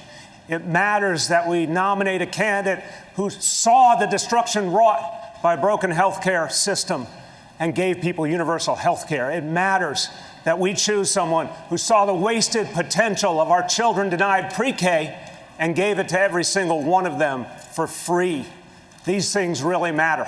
And these are the things that I've done in New York, and I want to do the same for this whole country. Because putting working people first, it matters. We need to be that party again. Let's work together. With your help, we can put working people first again in America. Thank you, Mayor de Blasio. Right on time. Governor Inslee, 45 seconds. Trudy and I have 3 grandchildren. We love them all. And when I was thinking about whether to run for president, I made a decision. I decided that on my last day on earth, I wanted to look them in the eye and tell them I did everything humanly possible to protect them from the ravages of the climate crisis. And I know to a moral certainty, if we do not have the next president who commits to this as the top priority, it won't get done. And I am the only candidate, frankly, I'm surprised. I am the only candidate who's made this commitment to make it the top priority. If you join me in that recognition of how important this is, we can have a unified national mission. We can save ourselves. We can save our children. We can save our grandchildren. And we can save literally the life on this planet. This is our moment. Governor, thank you. Congressman Ryan, your 45 seconds. There's nothing worse than not being heard. Nothing worse than not being seen. And I know that because I've represented for 17 years in Congress a forgotten community. They've tried to divide us, who's white, who's black, who's gay, who's straight, who's a man, who's a woman. And they ran away with all the gold because they divided the working class. It's time for us to come together. I don't know how you feel, but I'm ready to play some offense. I come from the middle of industrial America, but these problems are all over our country. There's a tent city in LA. There's homeless people and people around our country who can't afford a home. It's time for us to get back on track. The teacher in Texas, the nurse in New Hampshire, the waitress in Wisconsin, all of us coming together, playing offense with an agenda that lifts everybody up. Thank you, I will only Congressman. promise you one thing. When I walk into that Oval Office every morning, you will not be forgotten. Thank you, Your Congressman. voice will be heard. Thank you. Congresswoman Gabbard, you have 45 seconds for your closing. You know, our nation was founded on the principles of service above self. People who fled kings who literally prospered on the backs and the sacrifices of people. Coming here to this country, instead putting in place a government that is of, by, and for the people. But that's not what we have. Instead, we have a government that is of, by, and for the rich and powerful. This must end. As president, our White House will be a beacon of light, providing hope and opportunity, ushering in a new century where every single person will be able to get the health care they need, where we will have clean air to breathe and clean water to drink, where we will have good-paying jobs in a new green economy.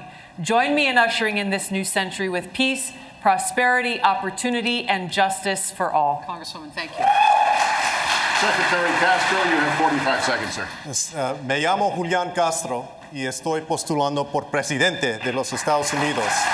The very fact that I can say that tonight shows the progress that we have made in this country. Like many of you, I know the promise of America. My grandmother came here when she was 7 years old as an immigrant from Mexico.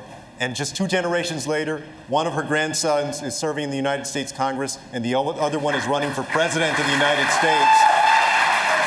If I'm elected president, I will work hard every single day so that you and your family can get good health care, your child can get a good education, and that you can have good job opportunities, whether you live in a big city or a small town. And on January 20th, 2021, we'll say adios. to Donald Trump. Senator Klobuchar, the floor is yours. 3 things to know about me. First, I listen to people, and that's how I get things done. That is my focus. I have a track record of passing over 100 bills where I'm the lead Democrat, and that is because I listened and I acted.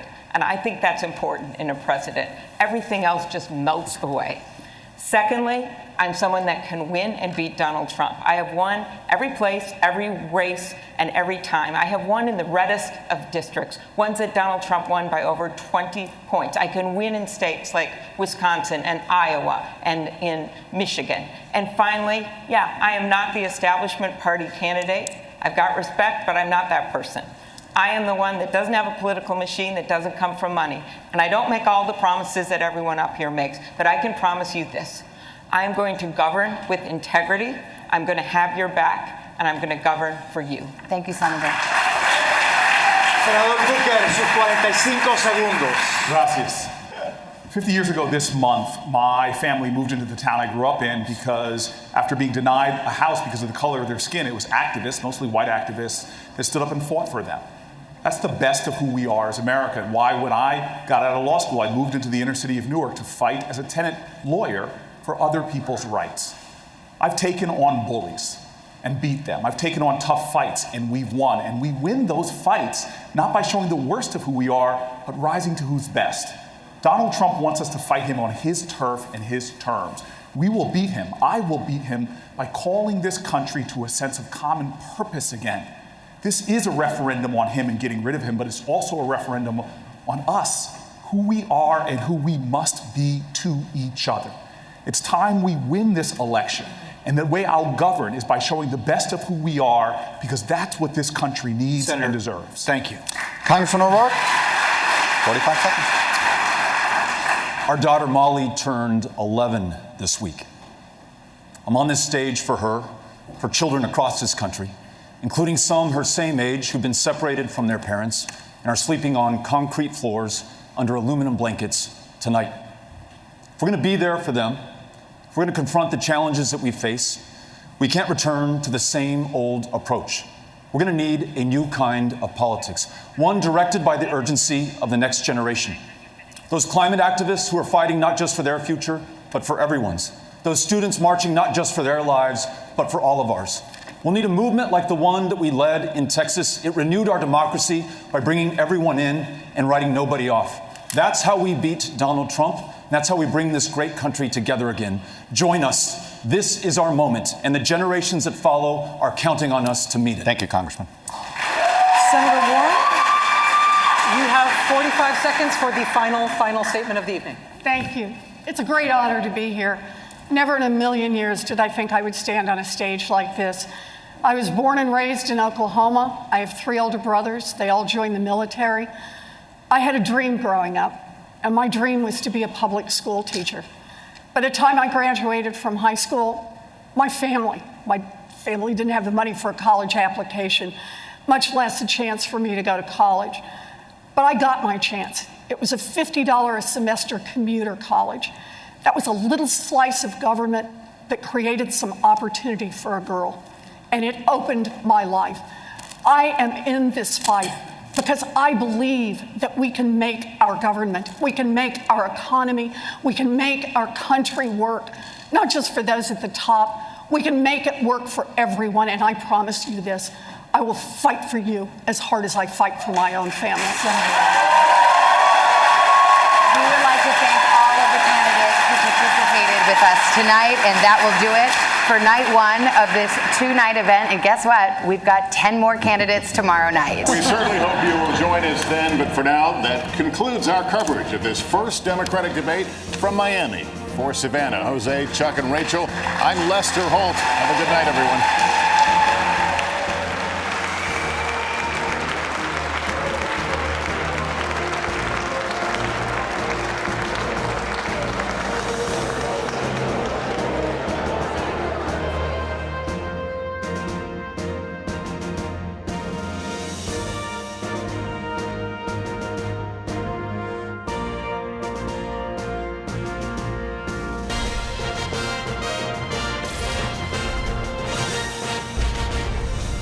Good evening, everyone. I'm Morgan Radford, and welcome to special post-debate coverage of the first Democratic debate of the 2020 election cycle right here on NBC News Now.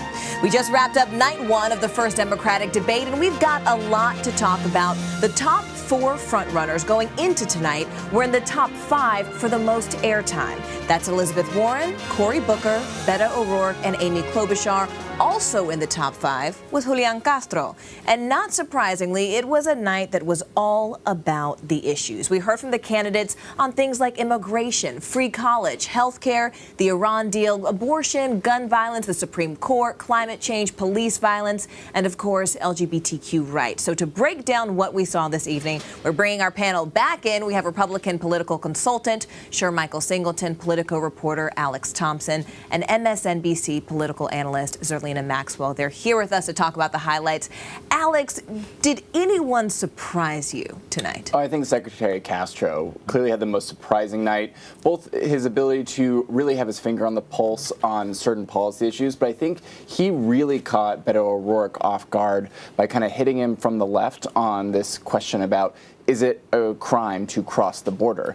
Clearly, Secretary Castro had done prep work. He knew Beto's record specifically, so he entered the night prepared to attack Beto on that issue, and Beto did not seem ready. He got very specific about repealing Section 1325 and saying, let's not just focus exclusively on asylum. It was also interesting because if you looked at Google, they said that the Google search for Julian Castro increased 2,400%, and that was just since the debate started. Sure, Michael, was he the breakout star? I said it earlier, and I am glad I did. I knew he was going to be the guy. I've been following this guy, and you look at the specifics. He was able to do what I would argue Elizabeth Warren didn't even do as effectively as I thought she could.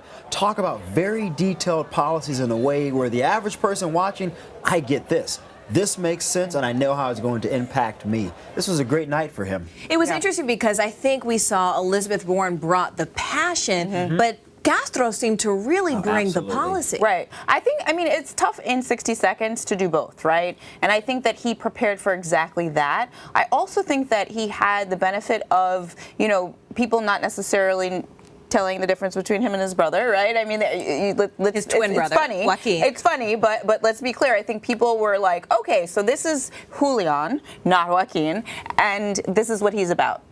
I think that was when you're new to people, I think that it's actually you have low expectations and you can surpass them, whereas Elizabeth Warren went in with sky high expectations because she's the one who's been rising up to the double digits into the top tier. So I think they had different challenges, and I think that her passion did come through. She already has the substance. She doesn't need to really necessarily do the substance in this debate because she already has that as her tagline. I have a plan for that. But I don't think she moved the needle as much as I would argue she should have. She could have.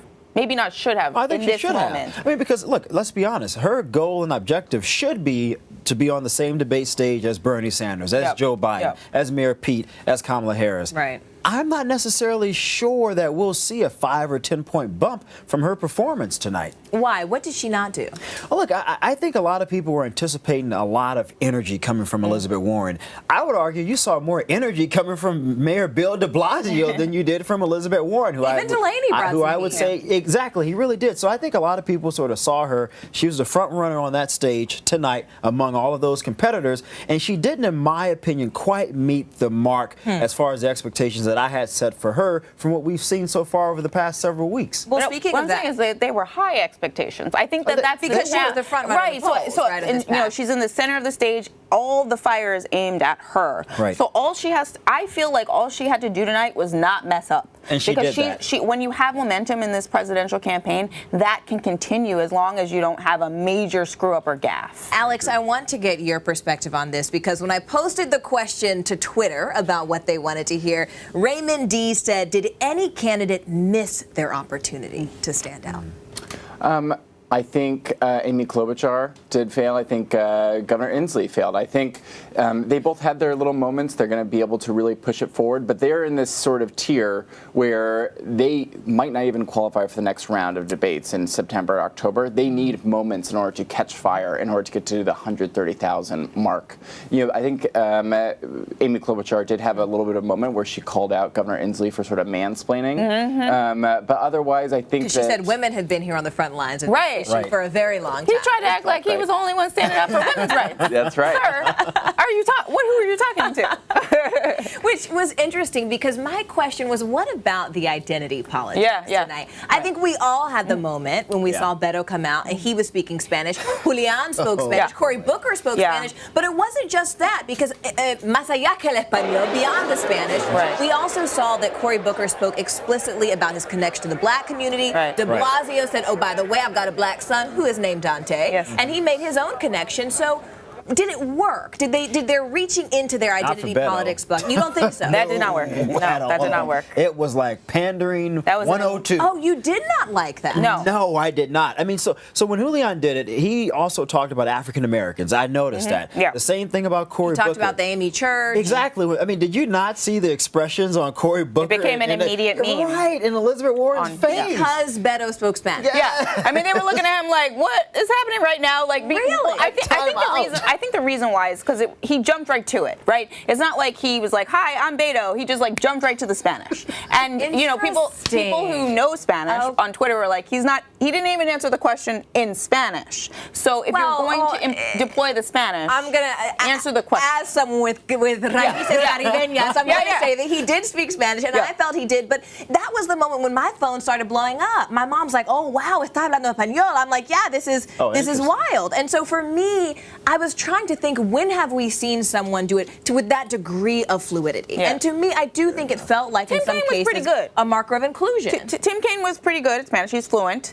I'm not saying that it was a good thing that he was doing that and that they were playing off of the fact that he was fluent in Spanish. I don't think necessarily playing identity politics in a way that can appear like pandering is a good thing. I think there's a different way to do it. It can be completely authentic. You can show up and say, I'm a white guy named Robert O'Rourke, right? And then you can talk about the issues that impact communities of color. But you don't have to necessarily, because I think, you know, he benefits from the fact that his nickname is Beto.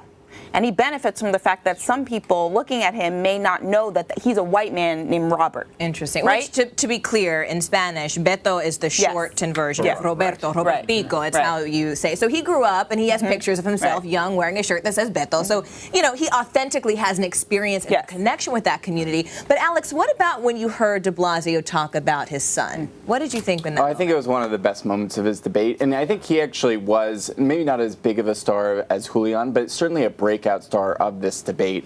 I think he really resonated, whether or not it was on private insurance or was on identity, or when he was talking about his father's suicide, which I think, you know, he had a few good moments that I think really would resonate with all the different parts of the Democratic Party base. And Michael, let me get your perspective too on Cory Booker, because Cory Booker spoke very candidly about being African American and frequently said, my community, my community. Do you think he made people feel comfortable that he could also be everyone's president? I mean, I think so, because from Cory Booker's perspective, he mentioned that when his parents moved into a certain neighborhood, he said it was white activists that sort of came to his parents' defense, if you will. So I think he did try to bring two different coalitions together, but I have to be honest, I was a bit disappointed that more candidates did not speak more directly on gun violence. And when they did, they spoke about assault rifles, but when you look at the African American community, most gun violence is by pistol.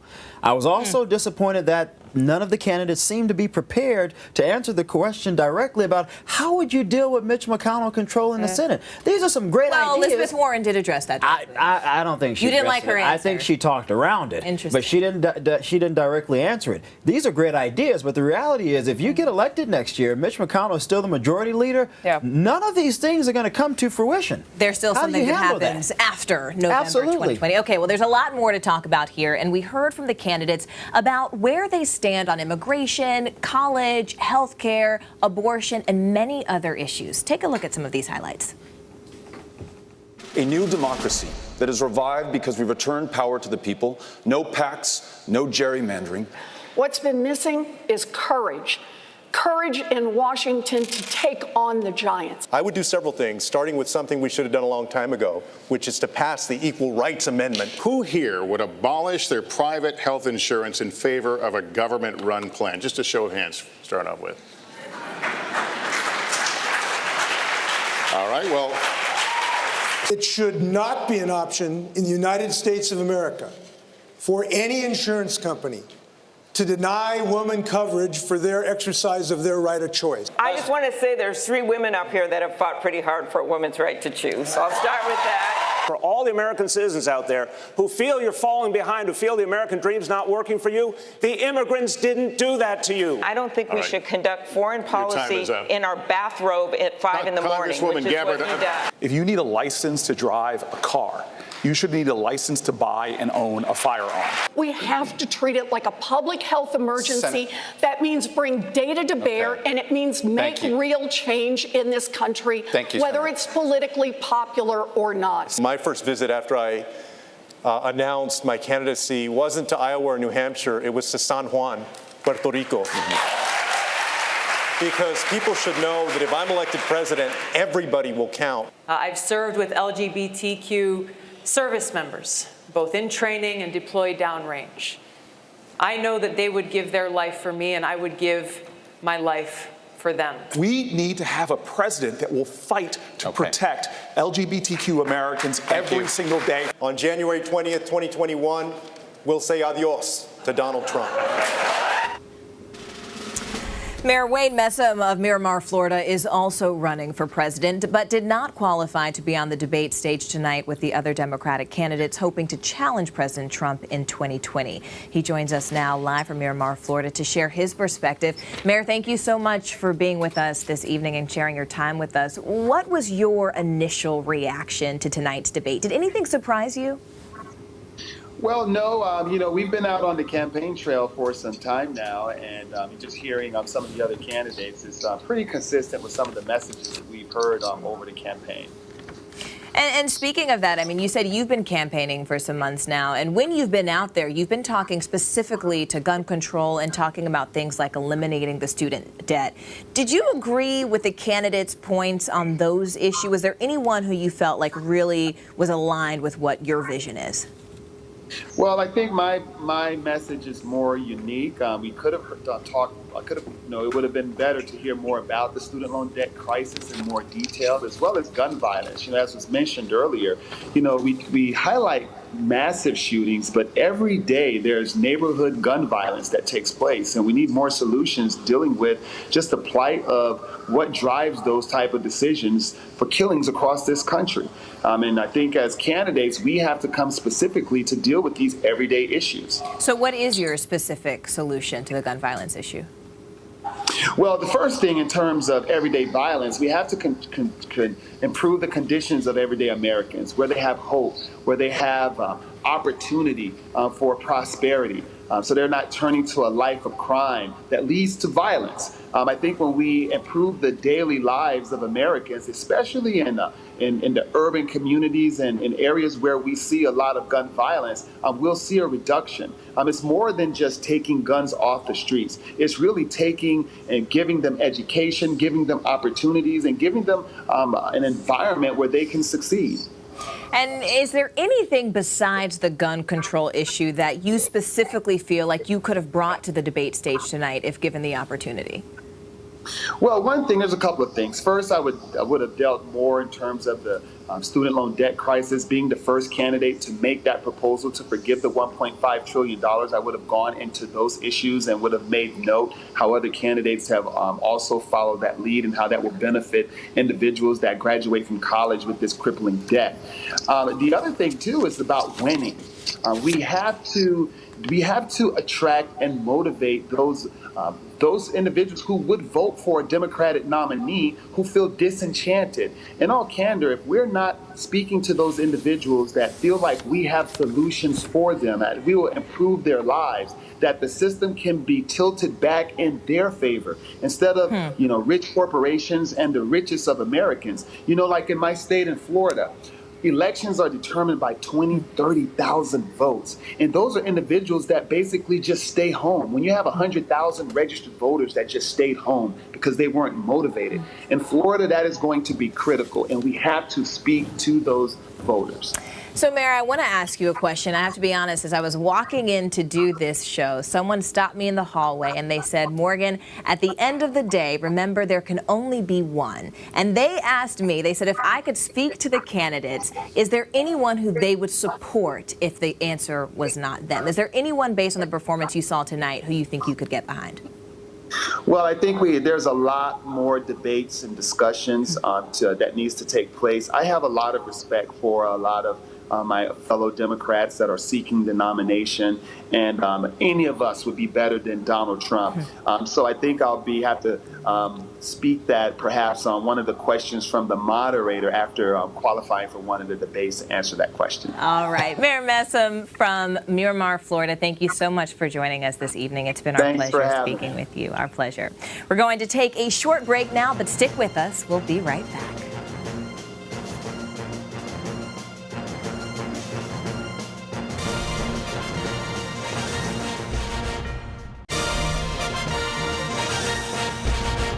The gloves came off tonight as 10 of the 25 Democratic contenders took to the stage debating topics like health care, immigration, and guns. But how many of their claims were true? NBC's Jane Tim is in Miami, where she's been fact-checking the candidates all night long.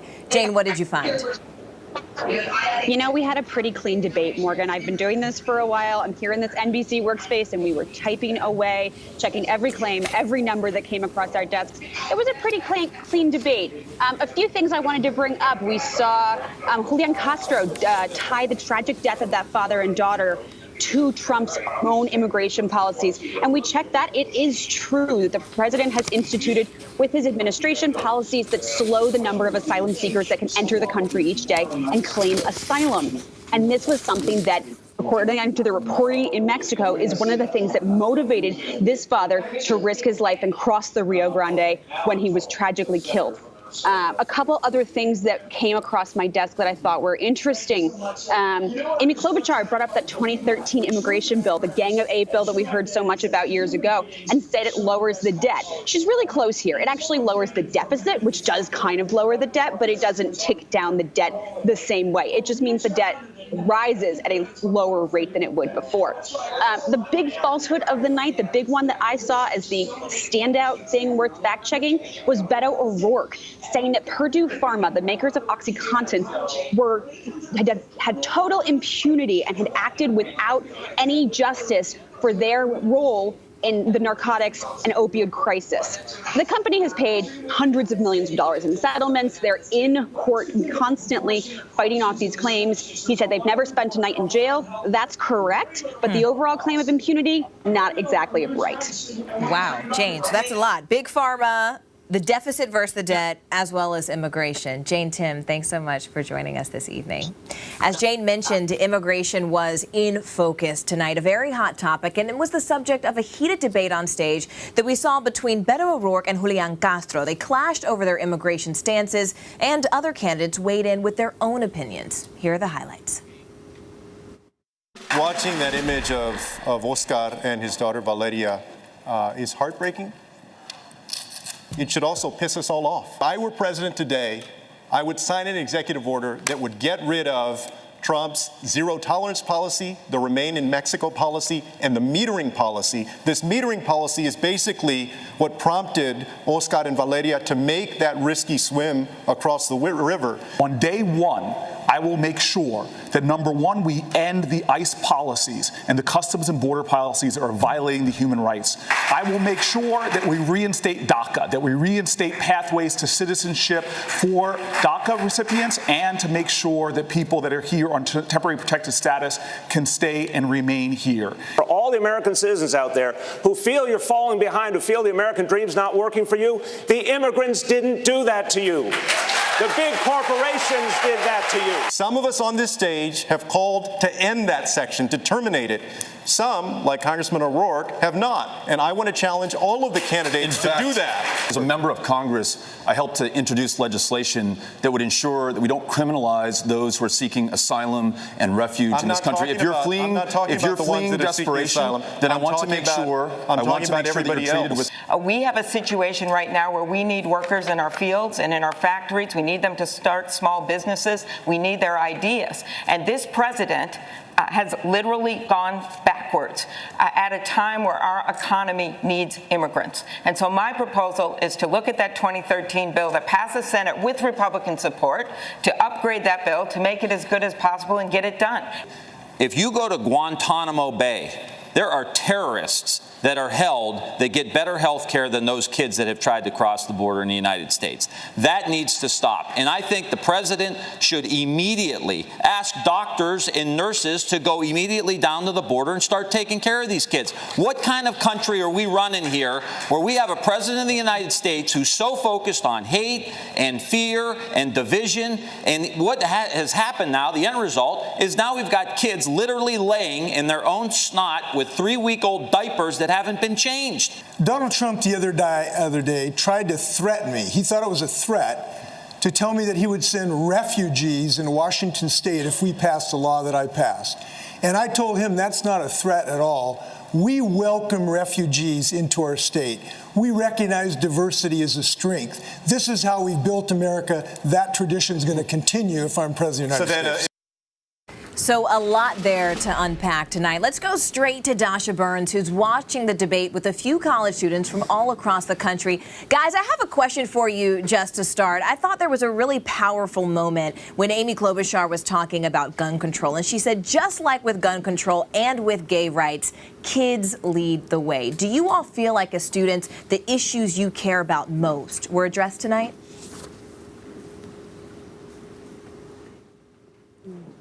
I feel like most of the issues that I wanted to hear about were addressed tonight, not maybe as deeply as I wanted to. But I agree with her because, yes, it's been the youth that has put this issue's forefront for everyone to see and pay attention to. Again, the point that I made when we were having our own discussion really was that we are the generation that's really looking for candidates to present their specific policies. Substance. And yes, and we don't want, overall general policies we can pass forward. And I think that these candidates were able to do that tonight. Again, there's so many of them, so there's only so much time that we were able to kind of listen to each person. But I'm really happy to see that, candidates like Warren were able to kind of take their time and lay out specific plans that they have for young people especially. Yeah, one of the moments that really stood out to me, you guys had a pretty visceral reaction to, was the conversation about guns. Warren called it a national health emergency. Give us your thoughts on that. Why was that something that got such a heated reaction from you all? I think that we were all really impressed when she talked specifically about looking at it from a standpoint of doing research and seeing the problems that are underlying and causing this issue in order to find out the way to fix them correctly. And I think that that's what we all want to see, is like solutions that actually have research to back them up. I'm also very interested in the preventative care model that a lot of the Democratic candidates have seemed to suggest tonight, where we look at the root causes of the issue, whether that is gun control or immigration or healthcare. And we notice that there's a lack of economic opportunity, and there's also a lack of care services that are implemented throughout one's lifetime that might result in these really terrible social issues. Did you get the specifics on the economic issues that we talked about in our before the debate that you were hoping for? I mean, Mayor de Blasio specifically kept talking about how he wants to shift the Democratic Party back to being the party of the working class, but never really gave me any, specific policy solutions for it. And the fact of the matter is that Blue Collar America is happening in Pennsylvania, Ohio, Wisconsin, Michigan, those key states that the president won in 2016, because this message resonated with those kinds of voters. Blue Collar America isn't happening as much in New York City as it is in places like that, in places, like me at home in West Virginia. So I felt like that, a lot of the candidates sort of talked about, Elizabeth Warren talked about the poor people, but I felt like it was more about, helping them as poor people and not getting them back on their feet, finding jobs for them and putting them into careers where they can support their families again. You guys talked about a lot of issues that you are really passionate about before the debate. what was missed? Did enough attention get paid to, criminal justice reform and all those other things that you guys talked about? But really quickly, I don't know if you mind, but just kind of going back to the point that you made about Elizabeth Warren, that's actually funny that you came up with that point, because I was going to say with Elizabeth Warren, she was kind of the only candidate that really focused on retraining those that are in these communities where these industries are dying, especially with the coal industry and how that conflicts with the movement of taking care of the environment, how we often have to try to balance the two, finding jobs or taking care of the environment and seeing what's going to happen in the future. So Elizabeth kind of talked about the Green New Deal, kind of helping those who are within these dying industries, helping them to retrain into newer industries. That way, they're not necessarily losing their jobs. They are simply moving into something else that would be able to help not only the economy, but to be able to help the environment. So that's actually a very interesting perspective. So what wasn't covered enough, and what do you want to see more of tomorrow night? I would be interested in hearing more about the actual effects of inclusive economic opportunity policies. So when we talk about things like universal childcare, which was mentioned once tonight, it could be interesting to hear about how that'll help working women. It'll help communities of color who are trying to get back on their feet. It could benefit immigrant groups. And I'd be interested in hearing about the ripple effect of those policies and how, when we have something like universal childcare, it'll bolster our healthcare system, or it'll bolster our preventative violence system, because we have children who are trained and given attention to from early childhood. What were some eye roll moments? Because I definitely saw some from you guys. Ariane, I saw a lot from you when Cory Booker was talking. I saw a couple, oh God, from you guys. So what were some of those things that you weren't so thrilled about? When Beto spoke Spanish. You didn't like Initially, you didn't like it. I don't want to say I didn't like it, but I think it caught some people off guard, and you could see even some of the other candidates were a little shaken up by that. So I thought that was Booker's expression is trending all over Twitter. I think just as the Spanish speaking went on, I thought that it was great when Beto did it the first time, but then as it continued on with the multiple candidates, I felt like, especially with Booker, it kind of felt like pandering. For some reason, it just didn't feel as genuine coming from him. And I just feel like any moments that didn't feel as genuine coming from the candidates, when we talked about identity politics, when Booker kept talking about his neighborhood repeatedly in kind of the same fashion, I felt like that was an eye roll moment for me. All right, guys, quick lightning round. Who won tonight in your eyes? We'll start with Valentina and go this way. Julian Castro for actually talking policy. Julian Castro. Castro for the same reasons. Wow. Secretary Castro. I think Warren actually did a good job, but I do agree. I thought Castro stood out as one of the lesser-known candidates. I was actually very surprised by Mayor de Blasio's ideas and his messaging. Wow, so Castro kind of stole the spotlight and de Blasio came out a little bit surprisingly. too. Awesome. Well, thank you guys so much for sticking with me and watching this thing with us. Morgan, back to you. Valentina, Kristen, Lex, Joy, Nathaniel, Arian, thank you all so much. I hope to see you all on the debate stage in 2024. You guys take care, and thanks so much for sticking around. Thanks, Dasha. Thank you for weighing in on these issues. We're going to take a quick break, and we'll be right back.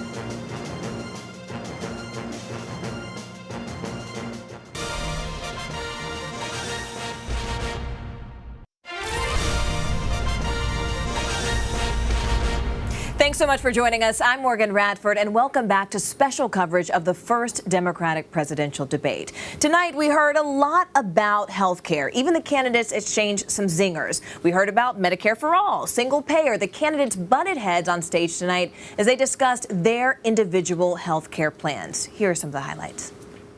Who here would abolish their private health insurance in favor of a government-run plan? Just a show of hands, start off with. All right, well. The president literally went on TV on Fox and said that people's heads would spin when they see how much he would bring down pharmaceutical prices. Instead, 2,500 drugs have gone up in double digits since he came into office. For the rest of us, for the rest of America, that's what we call at home, all foam and no beer. We got nothing out of it. There are a lot of politicians who say, oh, it's just not possible, we just can't do it, have a lot of political reasons for this. What they're really telling you is they just won't fight for it. Every woman can make her own decisions about her own body and has access to the care that makes that possible. Would you replace private insurance? No, I think the choice is fundamental to Wait, our ability to get everybody cared for. Private insurance is not working for tens of millions of Americans. When you talk about the co-pays, the deductibles, the premiums, the out-of-pocket expenses, it's not working. Insurance companies last year alone sucked $23 billion in profits out of the healthcare system. $23 billion. We have a giant industry that wants our healthcare system to stay the way it is because it's not working for families, but it sure as heck working for them. Making sure that every single sick American in this country is able to get the health care that they need. I believe Medicare for All is the way to do that. I am the only candidate here who has passed a law protecting a woman's right of reproductive health and health insurance. I just want to say there's 3 women up here that have fought pretty hard for a woman's right to choose. So I'll start with that. Just because a woman, or let's also not forget someone in the trans community, a trans female, is poor, doesn't mean they shouldn't have the right to exercise that right to choose. And so I absolutely would cover the right to have an abortion. Sure, Michael, Zerlina, Jackie, we were all riveted during this recap. And during the break, we were talking, Jackie, especially about the moment John Delaney had. I thought it was particularly powerful when he said, keep what's working, fix what's broken. What was the best policy solution you heard for healthcare tonight? Well, I can't necessarily weigh in on, what I think might be the best, but I do think that candidates up to this point have been able to get away with sort of having fuzzy opinions on where they stand on Medicare for All, which, obviously Bernie Sanders injected into the conversation in 2016 and quickly popularized in our current election. And what you saw there was when Bill de Blasio and Elizabeth Warren raised their hands and said that they were the only 2 candidates in favor of outright banning private insurance, that was them, I think, passing this, what we were talking about, this purity test, and drawing the most extreme contrast that we have seen so far. And then you had candidates sort of showing the shades in between. And it was actually a super interesting conversation that is exactly what the Democratic Party should be having right now. But, John Delaney, and is also consistent, I think, with especially someone like Elizabeth Warren's operating principles as a whole, what sort of has driven most of her policy prescriptions. But John Delaney was on the opposite spectrum of that, and I think this was his most salient and lucid moment where, he really articulated why he thought that was a bad idea, and that the job of Democrats isn't necessarily to scrap everything in favor of these litmus tests, but instead keep the things that are working and supplement them with, Medicare for All, sort of a joint prescription. But I think this question about eliminating private insurance was kind of indicative of that litmus test. Right. What did you think of that moment when you saw Warren and de Blasio raise Well, their hands? I think it's almost like a trick question, because what sort of you're supposed to do in a Democratic debate is what de Blasio and Warren did, which is, stake out your principles and where you stand on your values. And make it clear. And make it very clear. I mean, what they are saying is that private health insurance is for profit. And that is not leading to the best outcomes in healthcare for American families and children and people who need that care. And anybody who has actually tried to use their private health insurance, if they have a sick parent or a sick child, when you're talking about longer term situations or very costly, prescription drugs, this becomes an issue that you care about. So perhaps you like your health insurance because you never had to use it for anything. And I think that the more people are going bankrupt because they had a medical condition that was unexpected or a sick child, the more the argument that maybe we should do away with the system that is bankrupting families, I think that can resonate when people look at the real world circumstances. Sure, Mark, I want to ask you a question, because when we took it to Twitter and we asked, is there any topic that you didn't see tonight? Tim from Twitter said, Andre Davis said mental health. Why do you think that wasn't really addressed? Well, what's interesting about that, one of the candidates actually did sort of bring it up on the issue of school violence. Trauma-based counseling. Right. Someone did Tim bring Ryan. that up. So it did come up a little bit. Look. Yeah. Right. I'm not sure that the Democratic candidates, as they try to figure out what's going to give me the best headlines tomorrow after the debate, I'm not necessarily sure that that's the most juiciest or sexiest of topics, if you will. And I'm not saying that it's not an important one, but I just think at this part of the process, having worked on previous presidential campaigns, you have have to do everything that you possibly can to, one, bring in new donors, and to two, bring in new potential voters under your tent that can help you grow and build the types of coalitions that you need across the country. Another moment we saw that really got reaction was the question of abortion and women's rights. Do you think anyone stood out particularly on that issue? Julian Castro. Julian. Yes. Why? Why do you say that? I mean, his answer was perfect to me, even bringing up the trans rights. Right. No other candidate. It wasn't reproductive freedom, it was reproductive justice. So I am a professional feminist. Like, I've been a professional feminist for a decade, and the fact that a presidential candidate stood on stage and said reproductive justice and not rights is a very important moment. And the reason why is because rights is basically only about abortion. It's usually only about protecting the rights of, more affluent white women, and it obscures the fact that it's not just about access to abortion. It's also about access to birth control. It's also about access to birth control to treat uterine fibroids or some other health issue that is not pregnancy related. It is also related to making sure that you can raise your family in a safe community, that you have access to health care throughout that child's life and your own life, and that they can rise up the socioeconomic ladder. So it's a more holistic approach, and that was a radical moment. To say reproductive justice in a debate.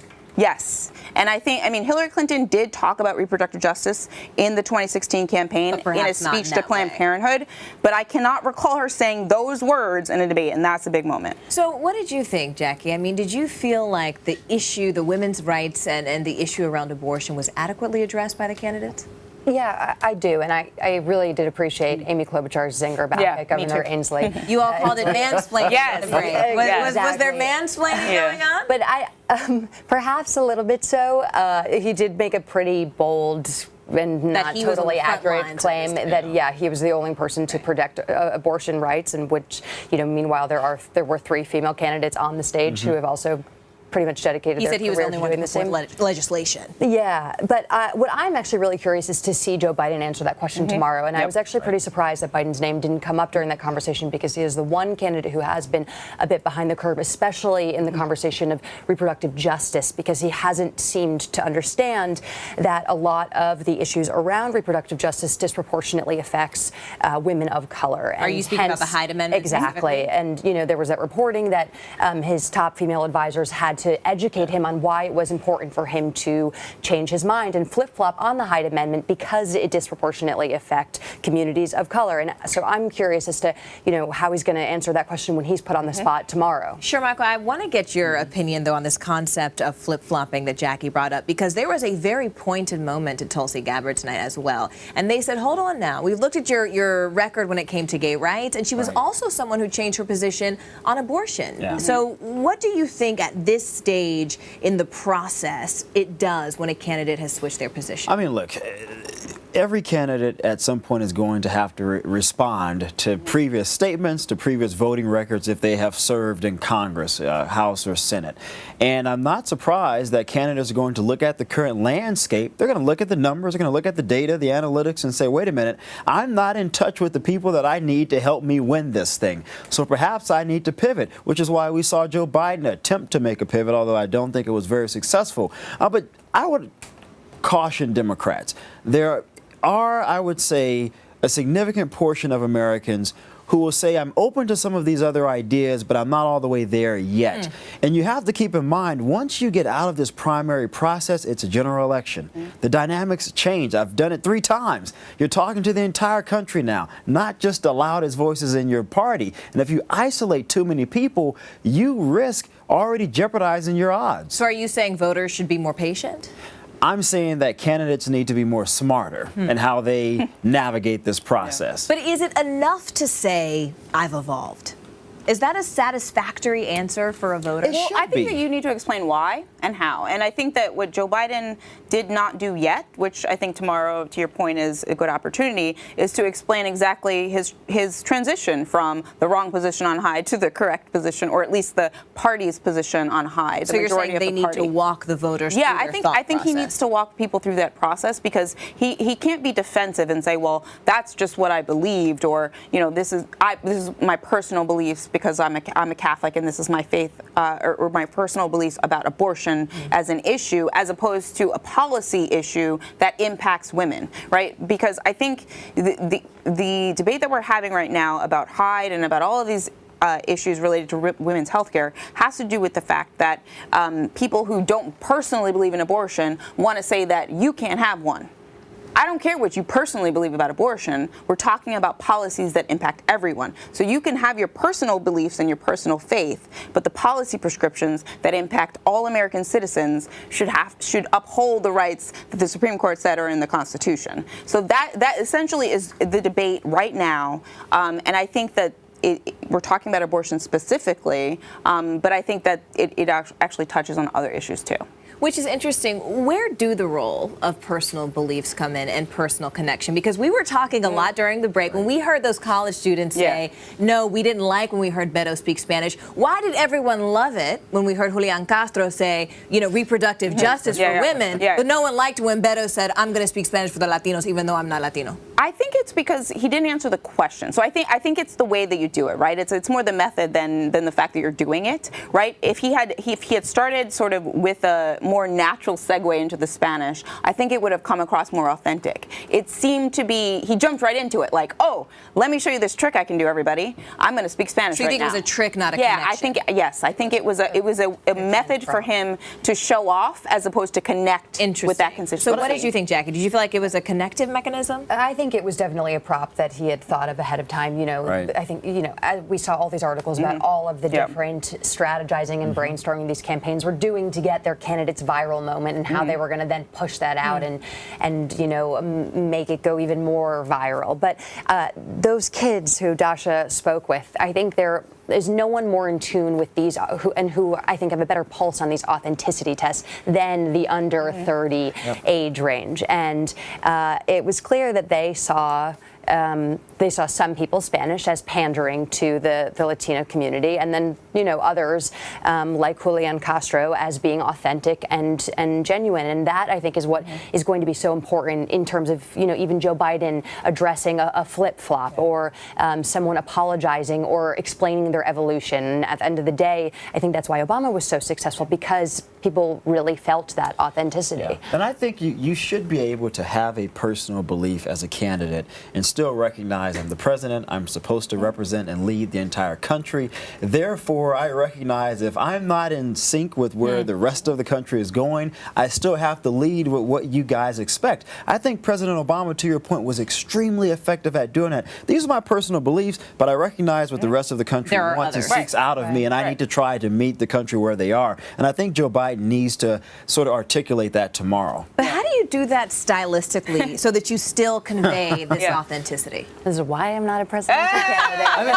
I don't think it's difficult, right? For Joe Biden, he can say, look, I'm a Catholic. This is what I believe. There are many, 70+% of Americans consider themselves as Christians. So he's not alone. A lot of people have that belief. However, I do understand the importance of women's reproductive rights, and I want to make sure that I'm on the side of women. Simple. Right. But there is a fine line, though, because when you apologize once, then when does Joe Biden start apologizing for everything? Anita Hill, criminal justice bill. Well, I would argue that some of the things on your list he does need to apologize for. But I do think that that's the trick when you have a long record. It's like when you have this, decades-long record, you're going to have a lot to explain. And I think that, the crime bill is another thing that's going to come up. It came up for Hillary Clinton, even though she wasn't in office. But Joe Biden wrote that crime bill, and there's a lot of black people in prison as a result. And so he's going to have to speak to that constituency and explain, I didn't see these circumstances. I didn't foresee it. The evolution. Right. Well, there's a lot more explaining to do, especially when it comes to Biden tomorrow. So let's save that for tomorrow. And right now, let's go to break, guys. Thanks so much, guys. Let's go to break.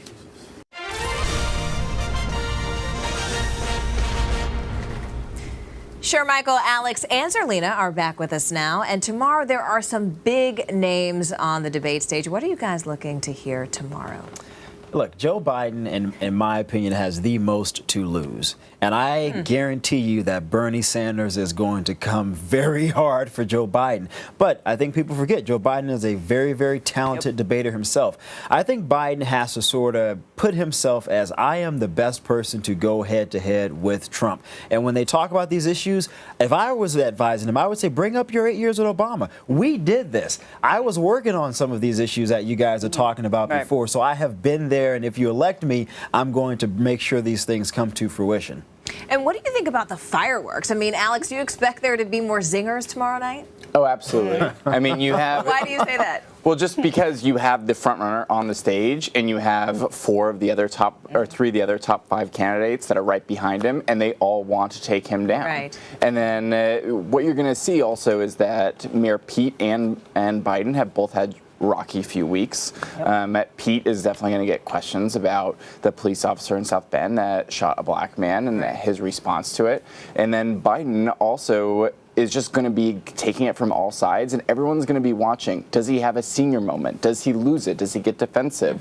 Because everyone is evaluating how will he look on that stage against Donald Trump. And when you're making an electability argument, you can't falter. Right. And Zerlina, you've been here. You've been through this process before. How does having the front runner, debating the front runner, how does that change your strategy? Well, I mean, obviously we didn't have this many people running, so it's a little bit different because there's more people aiming at you all at the same time as opposed to just Bernie Sanders trying to take down Hillary Clinton, who was the front runner in 2016. But I think that the strategy is just try to stick to your points, right? Don't try to do anything that's new. It's like when... But do you lose the passion when you do that?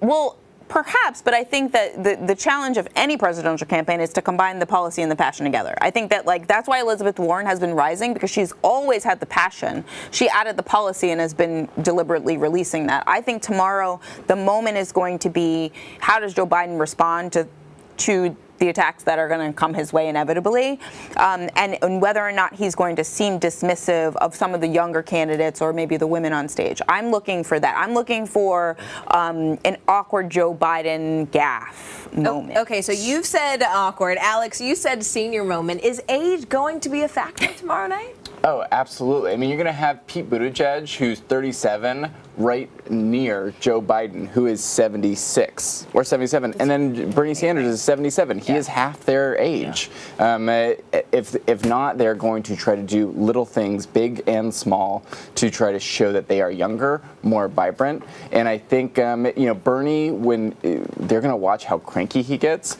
Biden, they're going to see, does he sort of meander? Does he get off point? Does he not quite make the sentences really connect? So how does he do that, Shermichael? I mean, look, there's something about age and wisdom that I think we all value. And I will remind you guys of Ronald Reagan. If you recall, he had that one-liner about, I will not my opponent and his youthfulness. Right. Joe Biden needs to have that kind of a moment if someone does attempt to attack him because of his age being 76, I believe.